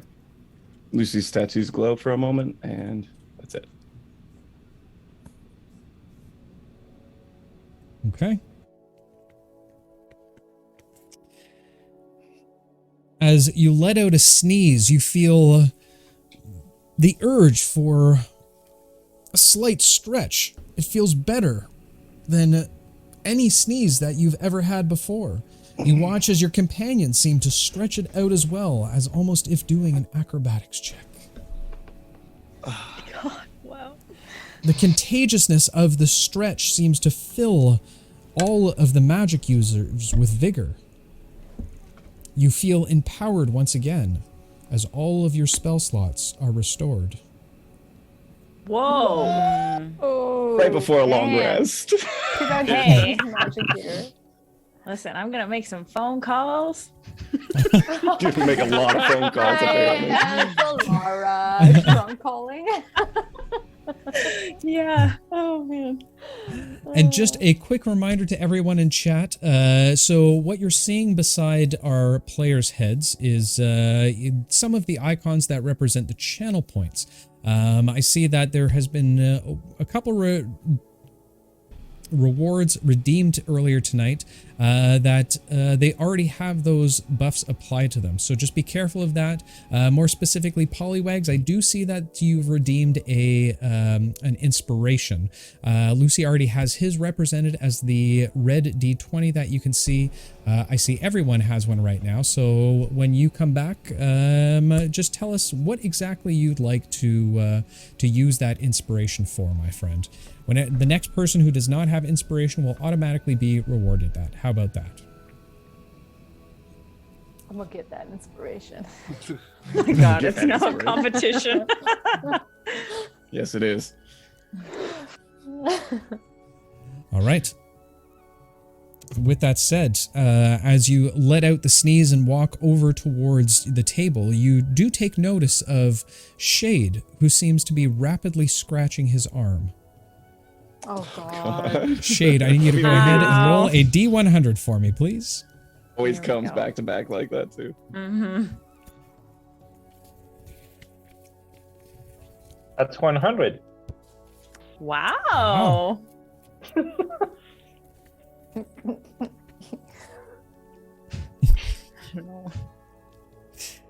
As Shade seems to be somewhat bored of the surroundings and just the lack of action that seems to be impacting him right now, you watch as he pulls out a blade and begins to start carving into his own arm. Shade, please describe for us what the carved tattoo would look like that you seem to be giving yourself right now. Oh my God. I'm carving the axe I will never have on my arm. Axe of the Minotaur. Oh my God. As a reminder of what I could have had and will never get. Wow. You're so ridiculous. All right. With that said, is there anything else you guys would like to do for the evening? Oh, I almost forgot. Eli, sitting next to Ollie and Bobina for a moment. As Bobina got up and left, you did notice something fall out of her pocket. It seemed to be a small vial. I will grab it so quickly, like without even thinking. Oh, Just no. like snatch it up and take a look at it. I'm not gonna drink it. He's gonna be like eating a wing, face covered in sauce, and then like checking it out, seeing what it is. Okay. As you look closely at the vial, you have seen this vial before. It has a silvery, misty wisp within it. You, my friend, have been given or found a flight potion. Wow. When you Wow. take the drink, you have 10 minutes of flying speed of 10 feet. 10 feet? 10 Yep. feet? 10 minutes. Okay. When she's gone, I'm gonna show it to whoever's sitting beside me. So excited. That would be That Ollie. looks amazing. Okay. Look what I found. Oh, that looks fantastic. It's a Looks flight like the potion. I Yeah, almost looks like bought the- this. Oh. I'm so Congratulations. excited. I Where'd you shouldn't get take it that? now, right? I shouldn't take it now, right? No, I think you've had enough of flying in bars. And he'll like snicker and he'll be like, "You're right, you're right." And then he'll put it in his bag of holding. and then he'll just keep eating. All right. Hey, does anyone need to call anyone tonight? Because I'm gonna try calling somebody, but I feel really well rested enough that I could call more people. No, I'm okay. You Actually, should call guys, Solus and tell him he's a jerk. Oh my god. Ooh, that could be fun. Yes.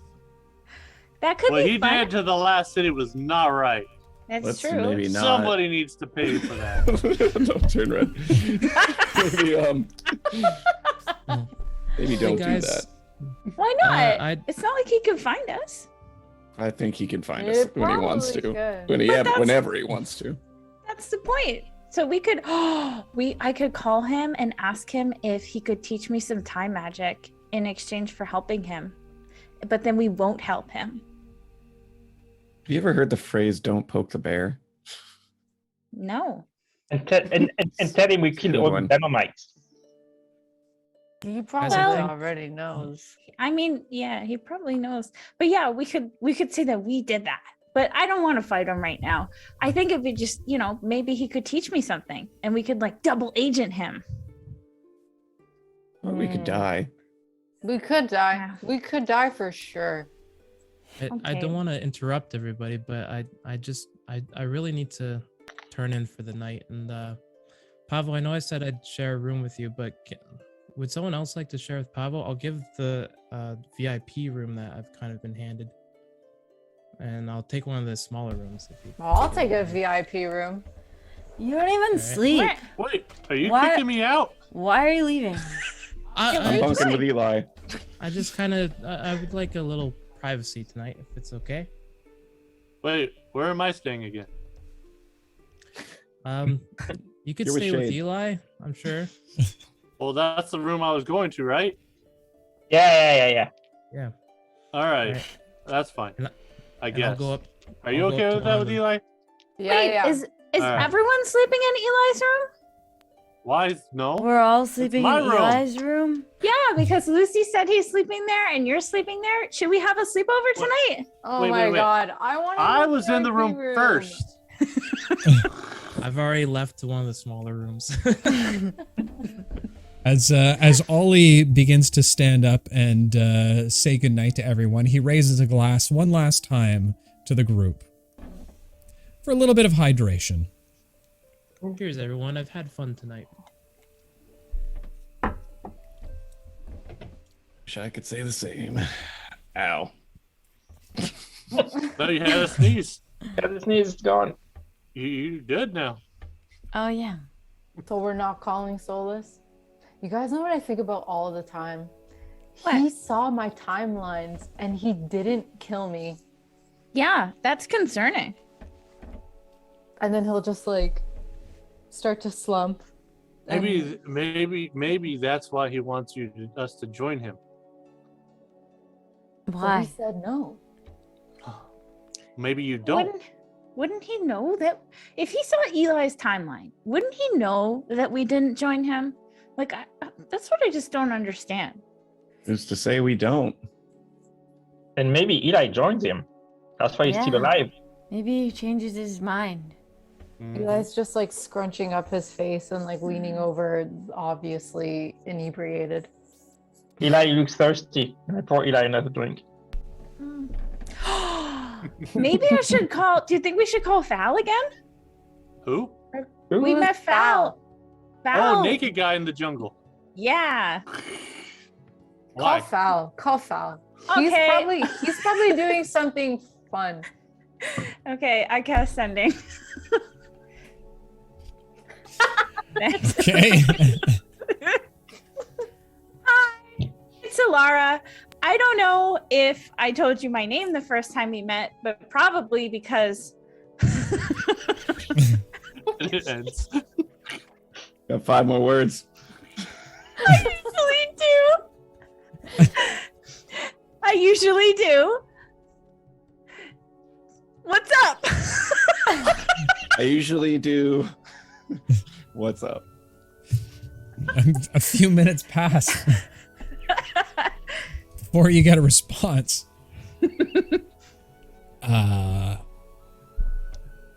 Hello, Alara? Strange woman who seems to be speaking in my head.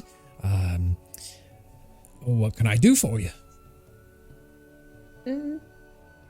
Okay, he responded, guys. I only have What'd one he more say? phone call I can What'd he make. say? What'd he just say? said, what can I do? Okay, I cast sending again. Hi, it's me again. we're just drinking and we're thinking about him. Well, my friends are drunk. I'm not. And we were just thinking about you. And we just want to say hi. And Nope, you're done. Just wanted to say hi.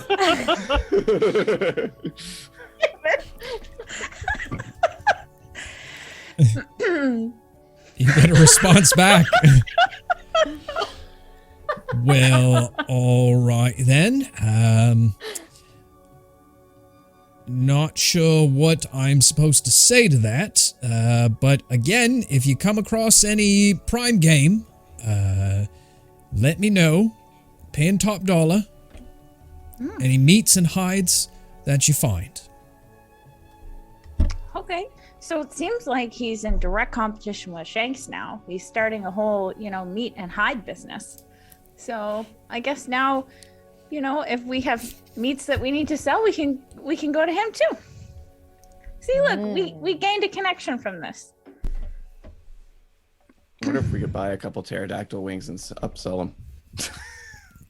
You know what, Lucy? That's a smart thing that you just said. Yeah. Yeah. Yeah.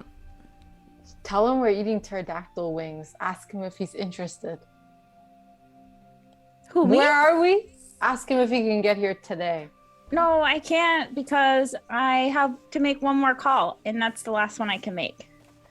Who are you Okay. gonna call? Yeah. Well, Before Alara makes her call, first and foremost, I can't believe you guys are drunken idiots when you're sober. But with that said, Ollie, what are you doing?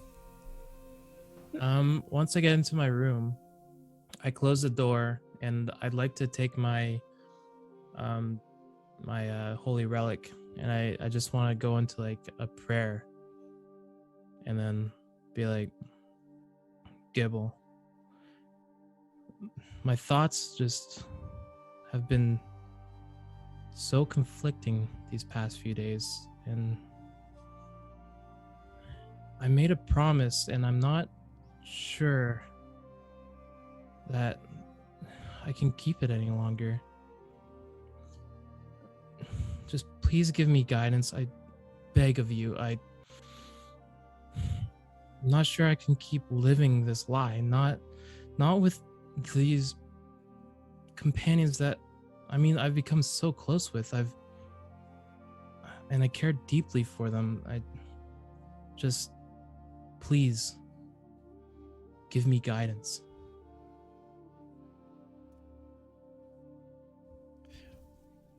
Roll a d20 and add your wisdom modifier.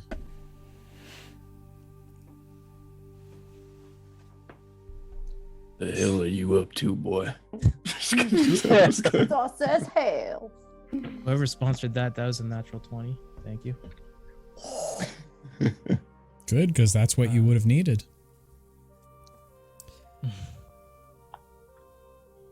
About 20 minutes go by as you're crouched down in this prayer. When you receive a response.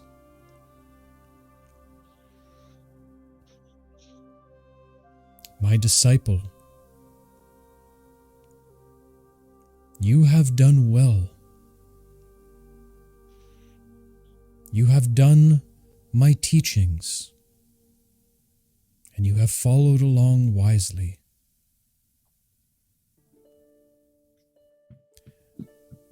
Your mission is almost come to a resolve, as I feel you closer to me than ever before.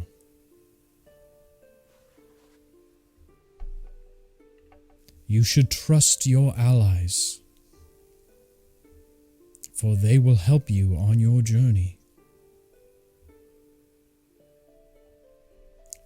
like the metals in the forge. You have blacksmithed something so complex that you must hold on to it and not allow those bonds to break.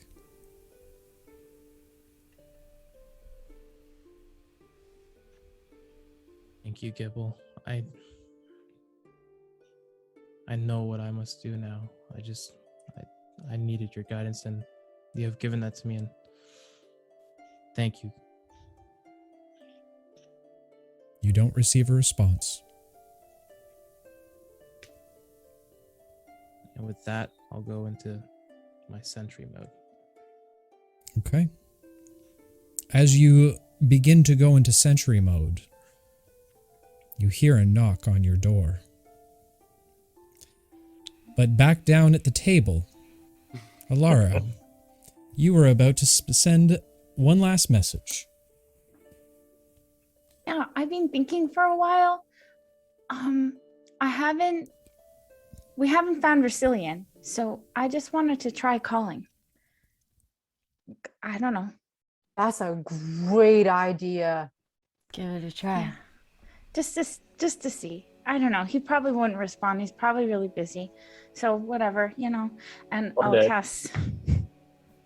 Eli crosses Not both his dead, fingers. Shade. Stop saying that. We don't know that. We didn't find a body. Cast ending. Okay. Hi.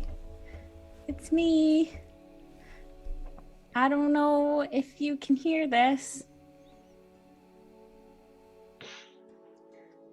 Or if you can talk.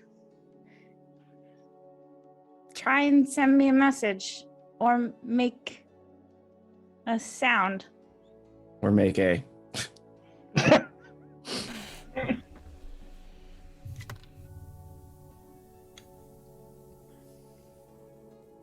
A moment passes.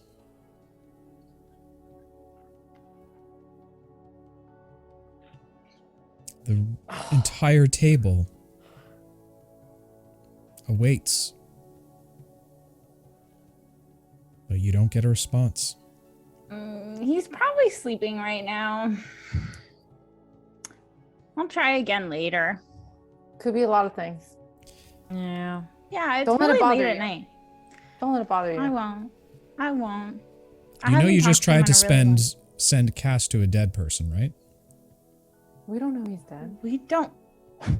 Wow, what a spoiler. Are you serious? Cillian? No. Yeah, well, Darius said that he killed him. Yeah, But the coffin was empty. right. That's what we know. He's also a time wizard, so, who knows? But I guess now we know. Okay. Okay, wow. I don't know how much, I don't know any clearer No. I could make it for you people, but that's okay. Racilian equals dead. Okay. I think He's it's one of the dead people that showed up in the jungle. Darius said he's dead. Well, either way, I think Alara would still be in denial, so it's fine. and I think you're right. He's sleeping forever, but he's sleeping. Just right now. Yeah, Okay. and tomorrow, and the day after. Maybe We'll you see. should go get some sleep. Okay. I'm going to bed. Okay. Night, guys. Good night. Good night. Everybody going to bed? See. Yeah, but we don't know where we're sleeping. We're having that whole discussion about the rooms. Wait, did Lucy's Ollie give taking you one. the key? Or... I gave have you the gold key. Yeah. I'm Yeah. holding the gold key. Well, So all I there's- know is I'm sleeping in the room that had the gold key, so whoever else is there, that's fine. This is my room. Well, it was my room first. Whatever. Where are the other keys? Can I just take a key? There's 5 keys left. I took one of them. Yeah, I'm we'll just say gonna take that one. Ollie spread the keys out on the table before he left. Can I Let's go see then. the key that Eli's holding? I'm holding it. All right, then I'm gonna try to snatch it really fast from you. Pavo. All right, Pavo. We can share. We can share. Oh my god. You're such a bitch when you drink. You're taking my room. We can share it. Lucy, are you coming? What? No, it seems a little crowded. I'll just take my own room. Okay, Pablo. I'll grab a key and head up. Let's go. Okay. Pavo, as you stand up from the table, suddenly you feel a weight on your back as a drunk Eli hops on to the back of you, expecting a piggyback ride. That tracks. I will attempt to try to fly inside the tavern.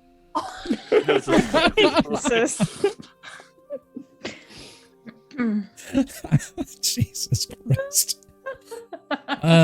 Roll a dexterity saving throw with disadvantage for me. Disadvantage, all right. Yeah, you got 1 point of exhaustion. 7 plus 7, that's 14. 14, okay. As with one eye closed, you stable your wings out a little bit. As you begin to flap, you take off into the sky as everyone around you in the bar all begin to look up towards you.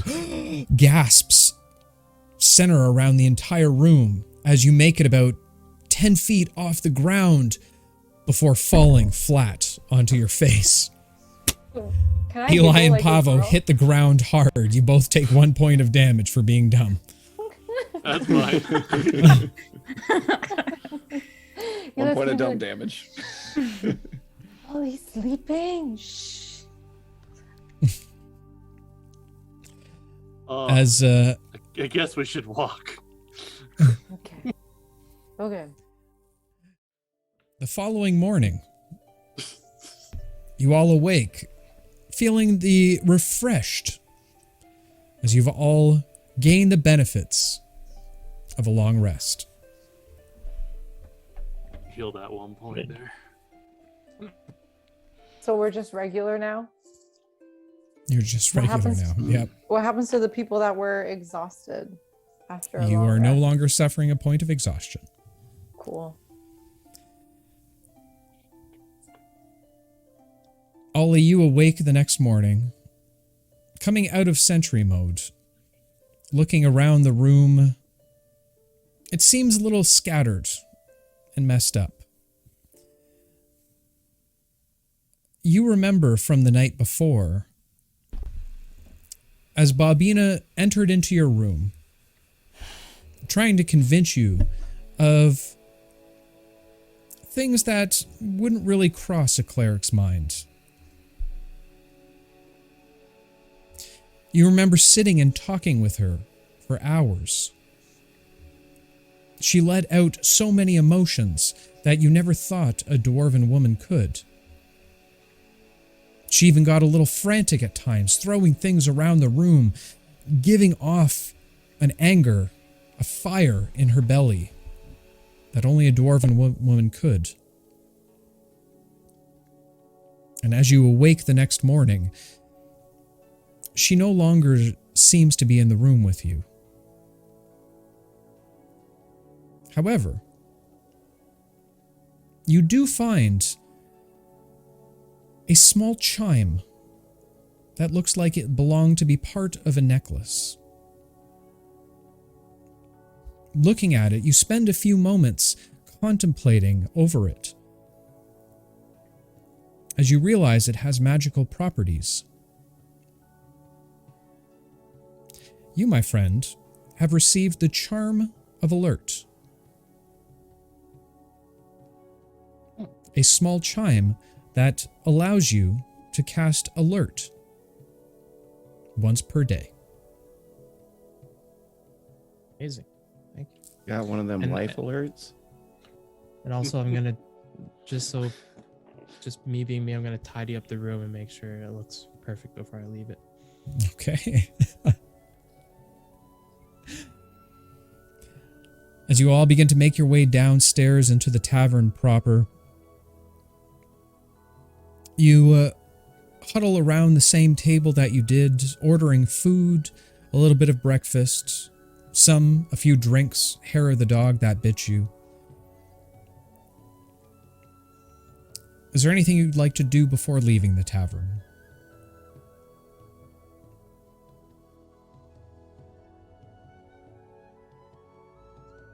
No. Okay. No? Good. Don't want to talk about last night. Yeah.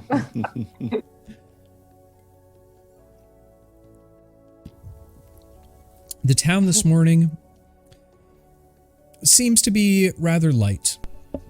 There doesn't seem to be a lot of commotion. A few stall members or stall owners seem to be setting up shop based on that time in the morning. But you do have the day to yourselves. What would you like to do?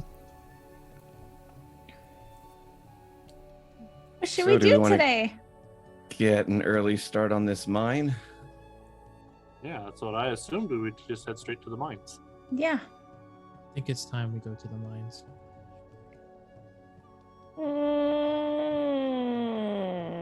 What are we looking for in the mines? I don't know. What if they have cool stuff in the market? One of the But weapons. I guess the cooler stuff would have been in the night market, right? I don't know. My head hurts. Yeah, dude, I don't think we need anything. I know Shade really wants an axe, but do you think you could wait a little longer, Shade? You have a Brother's tattoo new now. tattoo. Do you still want an axe even though you have a tattoo of an axe now? Oh my god. You don't get it, do you? Get what? The difference between an axe and a tattoo of an axe. I know the difference, Shade. I can see it in front of me. But I don't know. Maybe you just wanted a tattoo. I'm not assuming what you want. Good. I wanted the axe. Okay, so you still want an axe, even though you have an axe tattoo.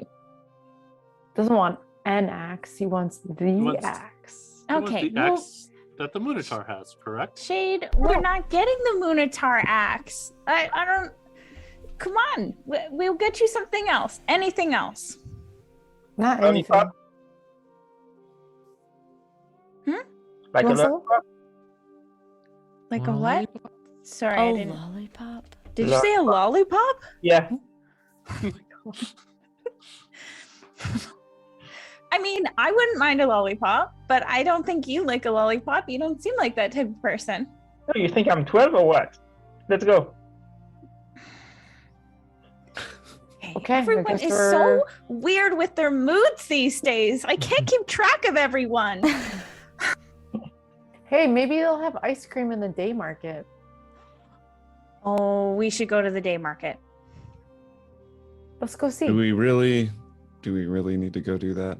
We can stop on the way out, Lucy. It's not a big deal. On the way out, I'll just ask at the stalls, excuse me, do you have ice cream? We don't even have to stop unless somebody weighs me down and says yes. Perfect. Please. Let's go. Oh yeah, you can be sassy again. As you make your way through the market, Alara begins to call out to individual vendors if they have ice creams. Most of them look at her with a weird look on her face, with their faces. And you make it all the way to the end of the day market. Fortunately, no ice cream to be had. Oh Sorry, well, Laura. it's okay. We'll find it one day, just like the chocolate milk. And if chocolate I'm milk sure we will. exists, yeah. If chocolate milk exists, you just gotta freeze it, and then it becomes ice cream, right? I You wouldn't probably, know. you know, you could probably cast. You have like a freezing spell. You could probably cast a spell next time we see milk and make ice cream. I should learn that. Yeah. Not that I know how ice cream is made, because I wouldn't know that. I personally am going Okay. to stay far away from any milk products for a while. I can understand. Okay, let's go to the mines. Let's set out. Let's go. You Oh, travel Tricks. for... Go ahead. been meaning to ask you something. Sorry. What do you want to ask me? I pull out the spear. Is this something you could use? Because I don't really use it that much anymore. And I start handing you the Gravedigger spade. The spear? Let's have a look. I don't know. I mean, I suppose. It's done wonders for me, but lately I have not been using it, and I don't want it to be just sitting there. So if you could possibly use it, I think it would be best. Well, thank you. I appreciate that. Well, maybe I'll hold on to it for a little bit and see if it comes in handy. Okay. That was I nice, just turn around and walk Pablo. away. Bye. Bye. Done. All right. Okay, Trix, we will arrange for you to get the Spear of the Gravedigger at some point. All right. Or Pavo, if you could go ahead and share that with Trix, that would be great. You make your way to the other end of town, facing the mountains proper. You see the range standing out in front of you, much closer than you've ever seen before. You see the majestic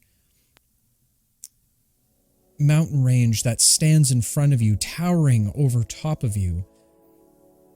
And off in the distance, you do see a stone wall that seems to block off the majority of the base of the mountain itself.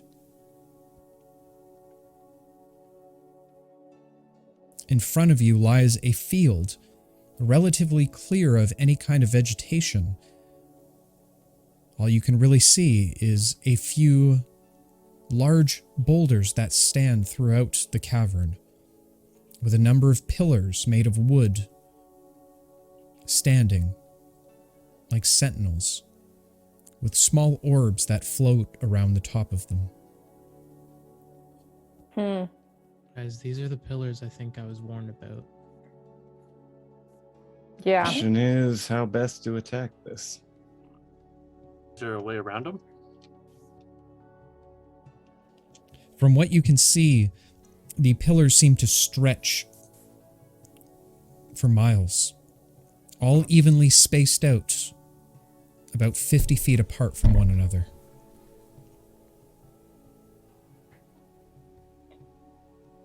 What if we Ollie, go over it?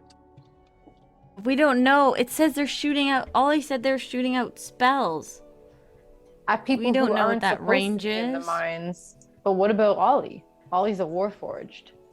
I wonder if it would let you pass. I'll That's a good point. So would I- it let us I all pass think- with them? I don't know.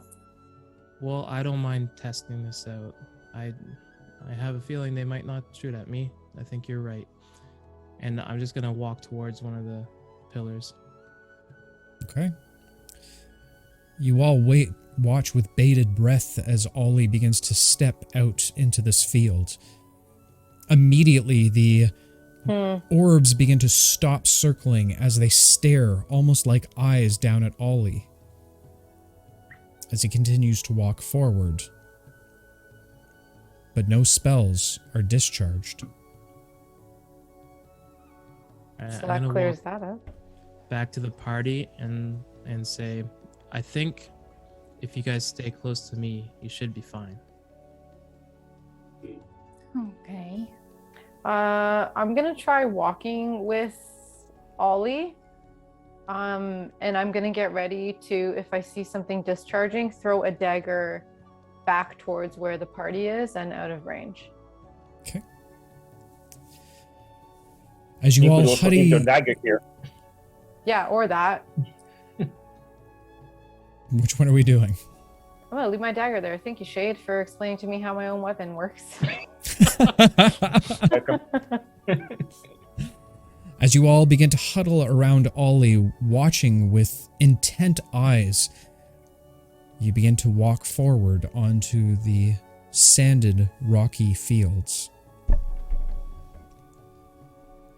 As you do, the eyes seem to concentrate directly down on top of all of you. Again, with bated breath, you continue slowly through the fields, but there doesn't seem to be any reaction. As you can continue forward, you make it past the pillars and towards the stone fence with one gate that seems to block the entire range. But beyond that, you can see a massive opening towards the mine. As you approach the gate, you see two Warforged, larger than any you've seen before, that seem to be standing in sentry mode just before the front gate. From what you can see, they're only about 70 yards away from you at this point. They don't seem to be activated at this point. What would you like to do? Are we all there? I thought it was just me. No, everyone came. Oh, off. okay. Yeah. I want to grab your dagger back. Yeah, I'll will it back. Well, we've made it this far. I'll approach the gate. As you begin to approach the gate, the other Warforged suddenly spur to life all of a sudden. They immediately draw their weapons. You are not authorized to be here. Turn back now, or face the consequences. Okay. I'll take a consequence.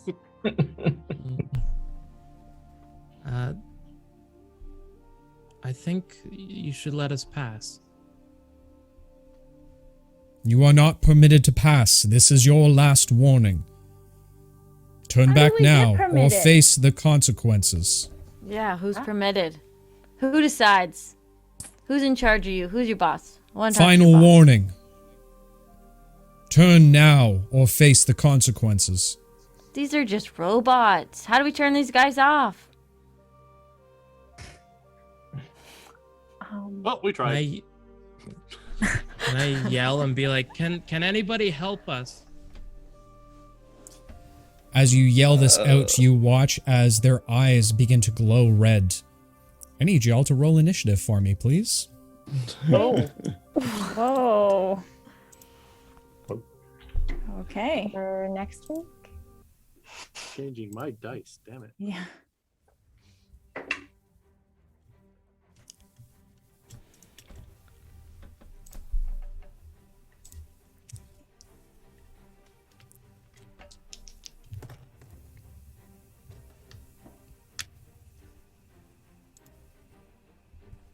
Alara.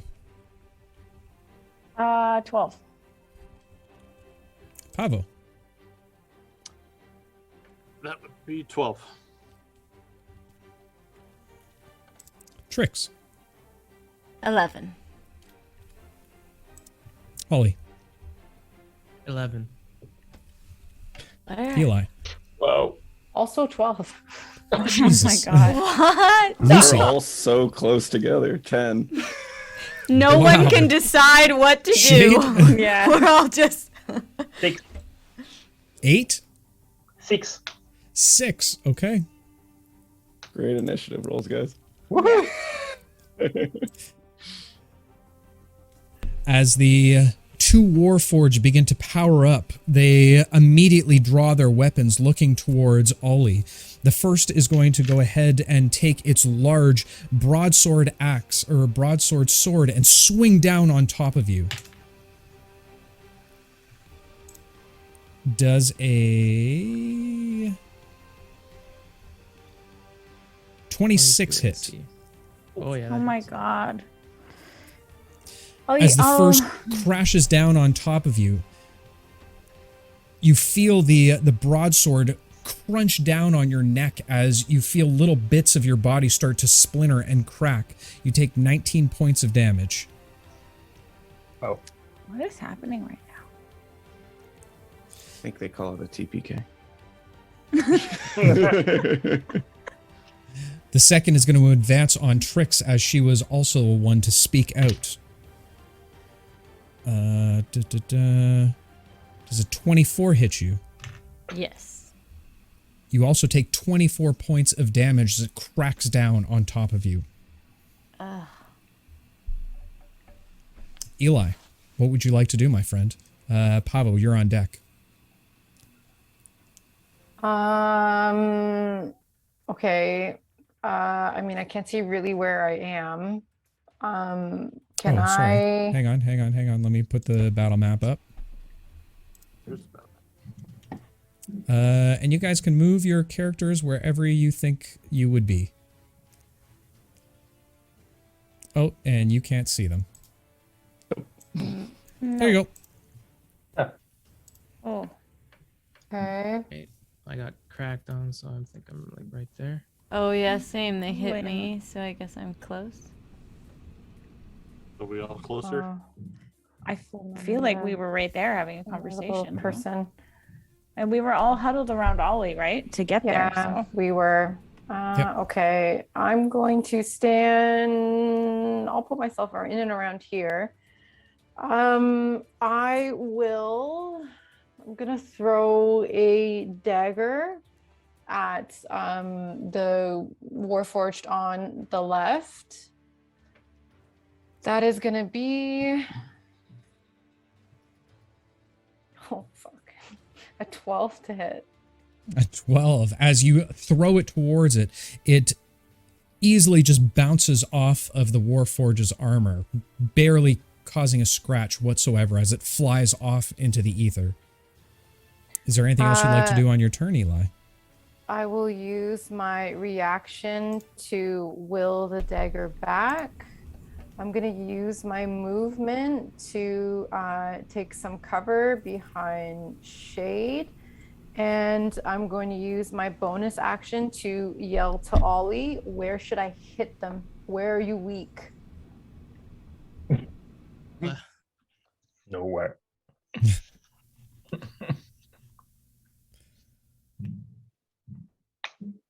Ollie, would you That's like to what I respond? Wondered.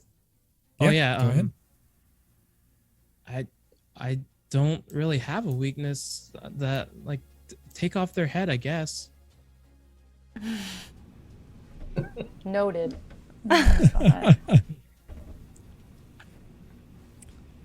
All right. With that said, Pavo, you are up. And I believe, Alara, you are on deck. Well, considering he said take off their head, I will attempt to fly and land on top of them, on top of one of their shoulders, and start attacking its neck. Okay. As Pavo spreads his wings, flying up into the air, crashing down on top, landing directly around the neck of one of the Warforged. Go ahead and make an attack roll for me. Actions. 18 for first hit.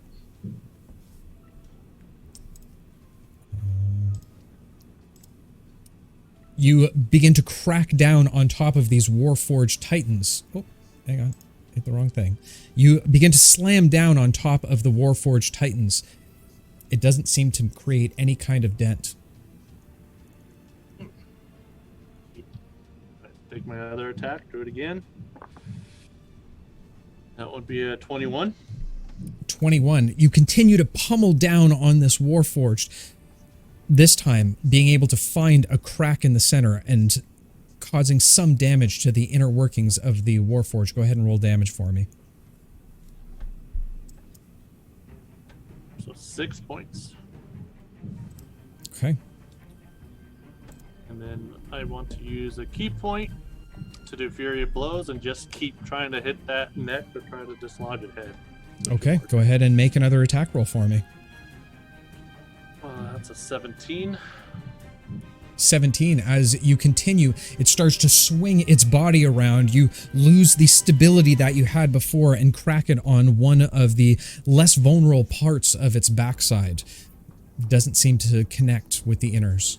Is there anything else you'd like to do on your turn? And my last hit, which is a 21. 21. The Warforged stops twisting around, you find your composure once again, stabbing into the same spot. Go ahead and roll damage for me. That'll be 10. All right. As you do this, a bit of a plate on the back of its neck seems to crinkle and pop off a little bit, exposing its inner workings. With that said, Alara, you are up. Trix, you're on deck. Alara, as you begin to take surveillance of the entire area, suddenly a loud buzzing and ringing noise is heard throughout the entire front of the mine, as if an alert or a warning signal has been sent off throughout the entire encampment. Okay, everyone can hear that? It's not just me? It is loud throughout. It can be heard for probably about a mile away. Okay. That's concerning. Maybe we should leave. I don't know. And I will cast Hands of Time and summon my gears into my hands, and I will shoot both gears at the neck or the dent that Pavo made in the Warforged neck area.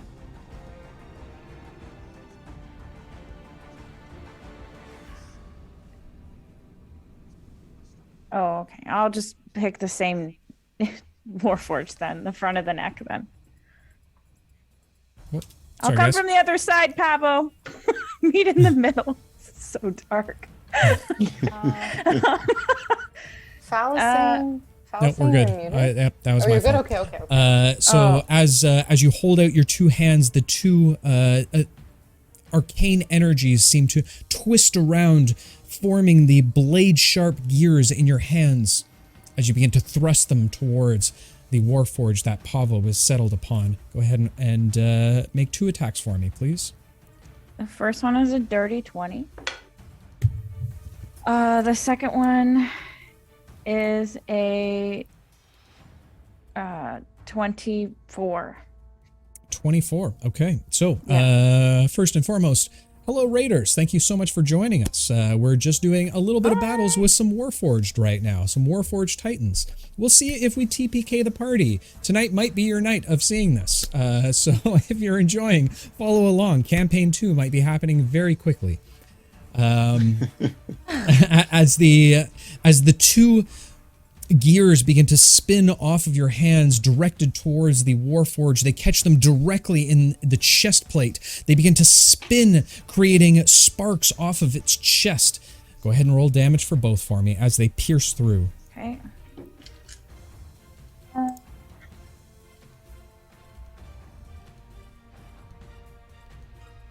15 for the first one. Oh, that was a good roll. 12. And the second? 22 points for the second. 22 points for the second. Very good. The Warforged seems to stumble back a little bit from the damage that it's been inflicted upon it. Is there anything else you'd like to do on your turn? No, that ends my turn. All right, fantastic. Trix, you are up, and Ollie, you're on deck. All right. I'm going to cast Minor Illusion right next to me of myself. A 5-foot-tall version of myself. Okay. Giving a finger. And as I'm doing it, I'm going to run around to the back of the Warforge. Okay, first off, make a deception check for me. Okay.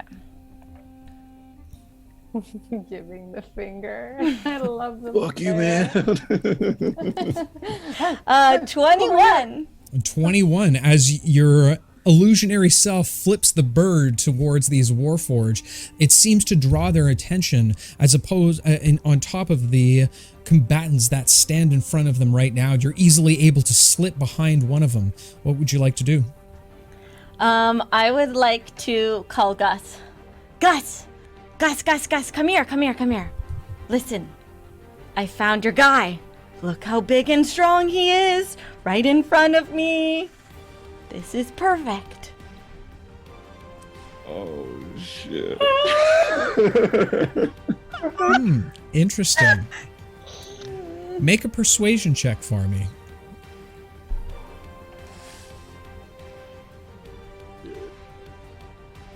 You have inspiration. Persuasive. 26. I don't need it. Don't think. You get a response back from Gus. Well done, my acolyte. I think that this will do. Perfect. However, you must take them down first. Oh, God. You want them taken down? Okay. All right. Okay. Is there anything else you'd like to do on your turn? Does this mean we can't damage them, though? Are you able to fix that type of thing? I'll take care of the rest, my dear. All right. Well, that's all then. Okay. Ollie, you're up. What would you like to do? All right, I'm gonna cast level 4 Spirit Guardians, causing a 15-foot radius with a Wisdom save of 15. If they fail, they get 48 damage of radiant damage. If they fail, they get half that. If they succeed, if they succeed, they get half that. If they fail, they get all of that. Yep. Okay. As you do this, you see ethereal gears start to circle around you like that of tiny spirits that seem to blockade and become a protector of you. All right. As a bonus action, I'd like to just say, you guys, you need to stop this. Like, it doesn't have to end like this. Please, you're making a mistake. Okay. Make a persuasion check for me.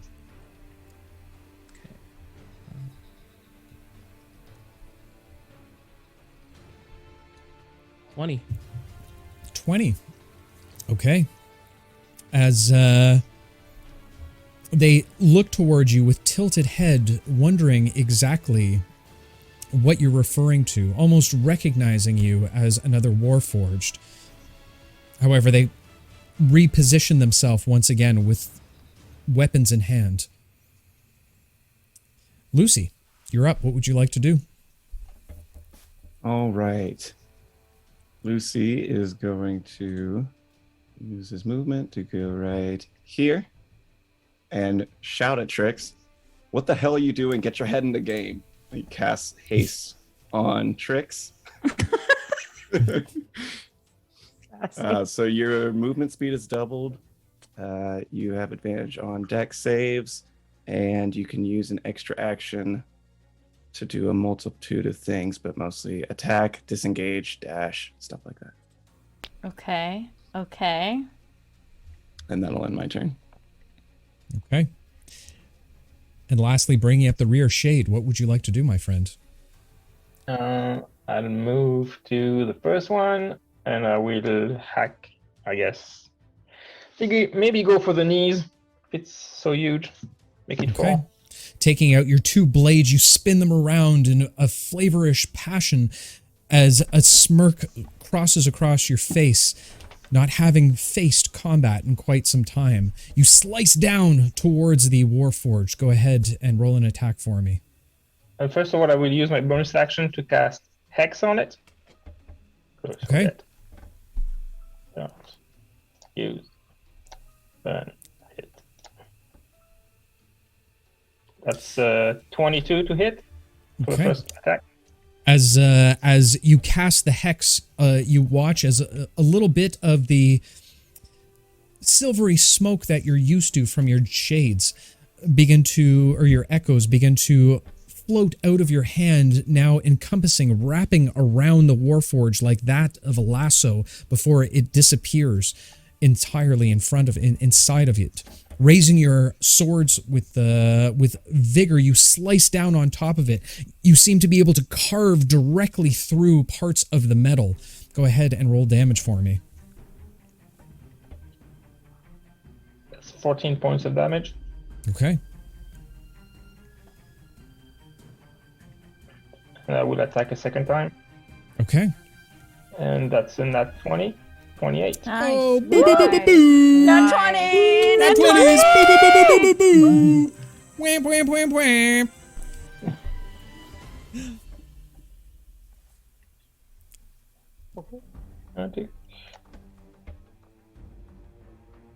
That's 15 points of damage. 15 points of damage. Is that doubled already? Yeah, it is. Okay. Yeah. As you smirk once more, realizing exactly how much damage you can inflict on these stupid scraps of metal, with both hands you tie your hands tightly around your sword, letting one of them fall as you carve directly through it. You watch as bits of metal begin to spurt out directly from the center of it. You see these bits of almost leather and flora-like cabling seem to jettison out of the wound that you've just caused. Little bits of oil and greenish liquid seem to spurt out of it as it timbers over a little bit from the damage that you've inflicted upon it. Is there anything else you'd like to do on your turn? No, that's it. As the Warforged seems to stabilize itself once more, it stands up upright, the other standing upright as well, raising their swords towards the sky. They're about to come slicing down before you all hear a voice off in the distance. You can't make it out at first, but as you focus, the Warforges seem to stop. As the voice becomes closer and closer and closer to you, you begin to hear it screaming, "Wait, stop, wait." Suddenly, the doors burst open from the other side, and there looks to be a man, very well groomed, proper robes and attire. As he begins to plead, "I'm so very sorry. I cannot believe this. Please, I beg you forgiveness." As he kneels in front of Ollie. Turn to the party and I say, guys, Todd. there's something I need to tell you. But that, my friends, No! is a story What? for this Thursday night. We will be Oh my finally God. revealing Ollie's secret. What? You'll have to go over That to the wasn't Origins. You'll have to head on over to the Origins Gaming channel, where they will be starting their convention this Thursday night. So make sure to head over there to find out exactly what Oliver Sprocket's secret is. You dirty dog.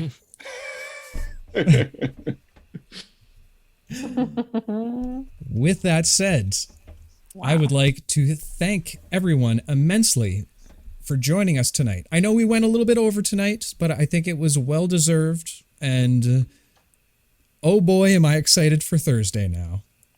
Is it Thursday yet? Am I allowed to say that anymore? Hold on. Can we check the... No. Am I not allowed to say that No. anymore? No, Okay, don't think no, so. no, Fine, my that's God. fine. Is it almost Thursday? Is it almost Thursday? It's like the off-brand. Amazing, We amazing. usually We're stream the on Thursdays, though. we're the no-name version. But God. for all of those of you who have stuck around to the end, thank you so much for sticking around. Very much appreciated. If you're not already following, consider giving us a follow. We do this every Tuesday night, as well as our art streams on Wednesday and our world building streams on Sunday. We will be specifically finishing this storyline on Thursday night this week on Origins. You can check us all out there. It should be an amazing session that we're going to go ahead and do over there. That's going to be happening at 7:30 p.m. Standard Eastern Time. Aside from that, I don't think I have anything else to say, except I am extremely excited for what happens next, let me tell you. Mm-hmm. Oh boy, oh boy, oh boy. Oh boy, oh So boy, sad. oh boy is right. Oh, my gird. Glad it's not a week that we have to wait. Yeah. It's true. Yeah. It's true. You don't have to wait 2 a week this days. time. Yeah. Only 2 2 days. Only 2 days. I'm glad it's not a week. I bet. Oh my god. So with that said, players, is there anything else you would like to say to the chat before we sign off for the evening? We love you. I love you more than the rest of the cast does. No. Wow. He's lying. He can't say. He doesn't have to say nice things anymore. He's just. Come say hey in Discord. Yeah, come hang out in Discord. Yeah, you can do that as well, if you're not already there. But with that said, to all the adventurers out there, whether you're drinking in a tavern, causing riots and commotion, whether you're fighting men of metal far greater than you could ever imagine, I beg of you, one word of caution. Be careful out there. You can trip. Guys, we will see you all on Thursday night, and that's a fact. Until then, take care. Bye.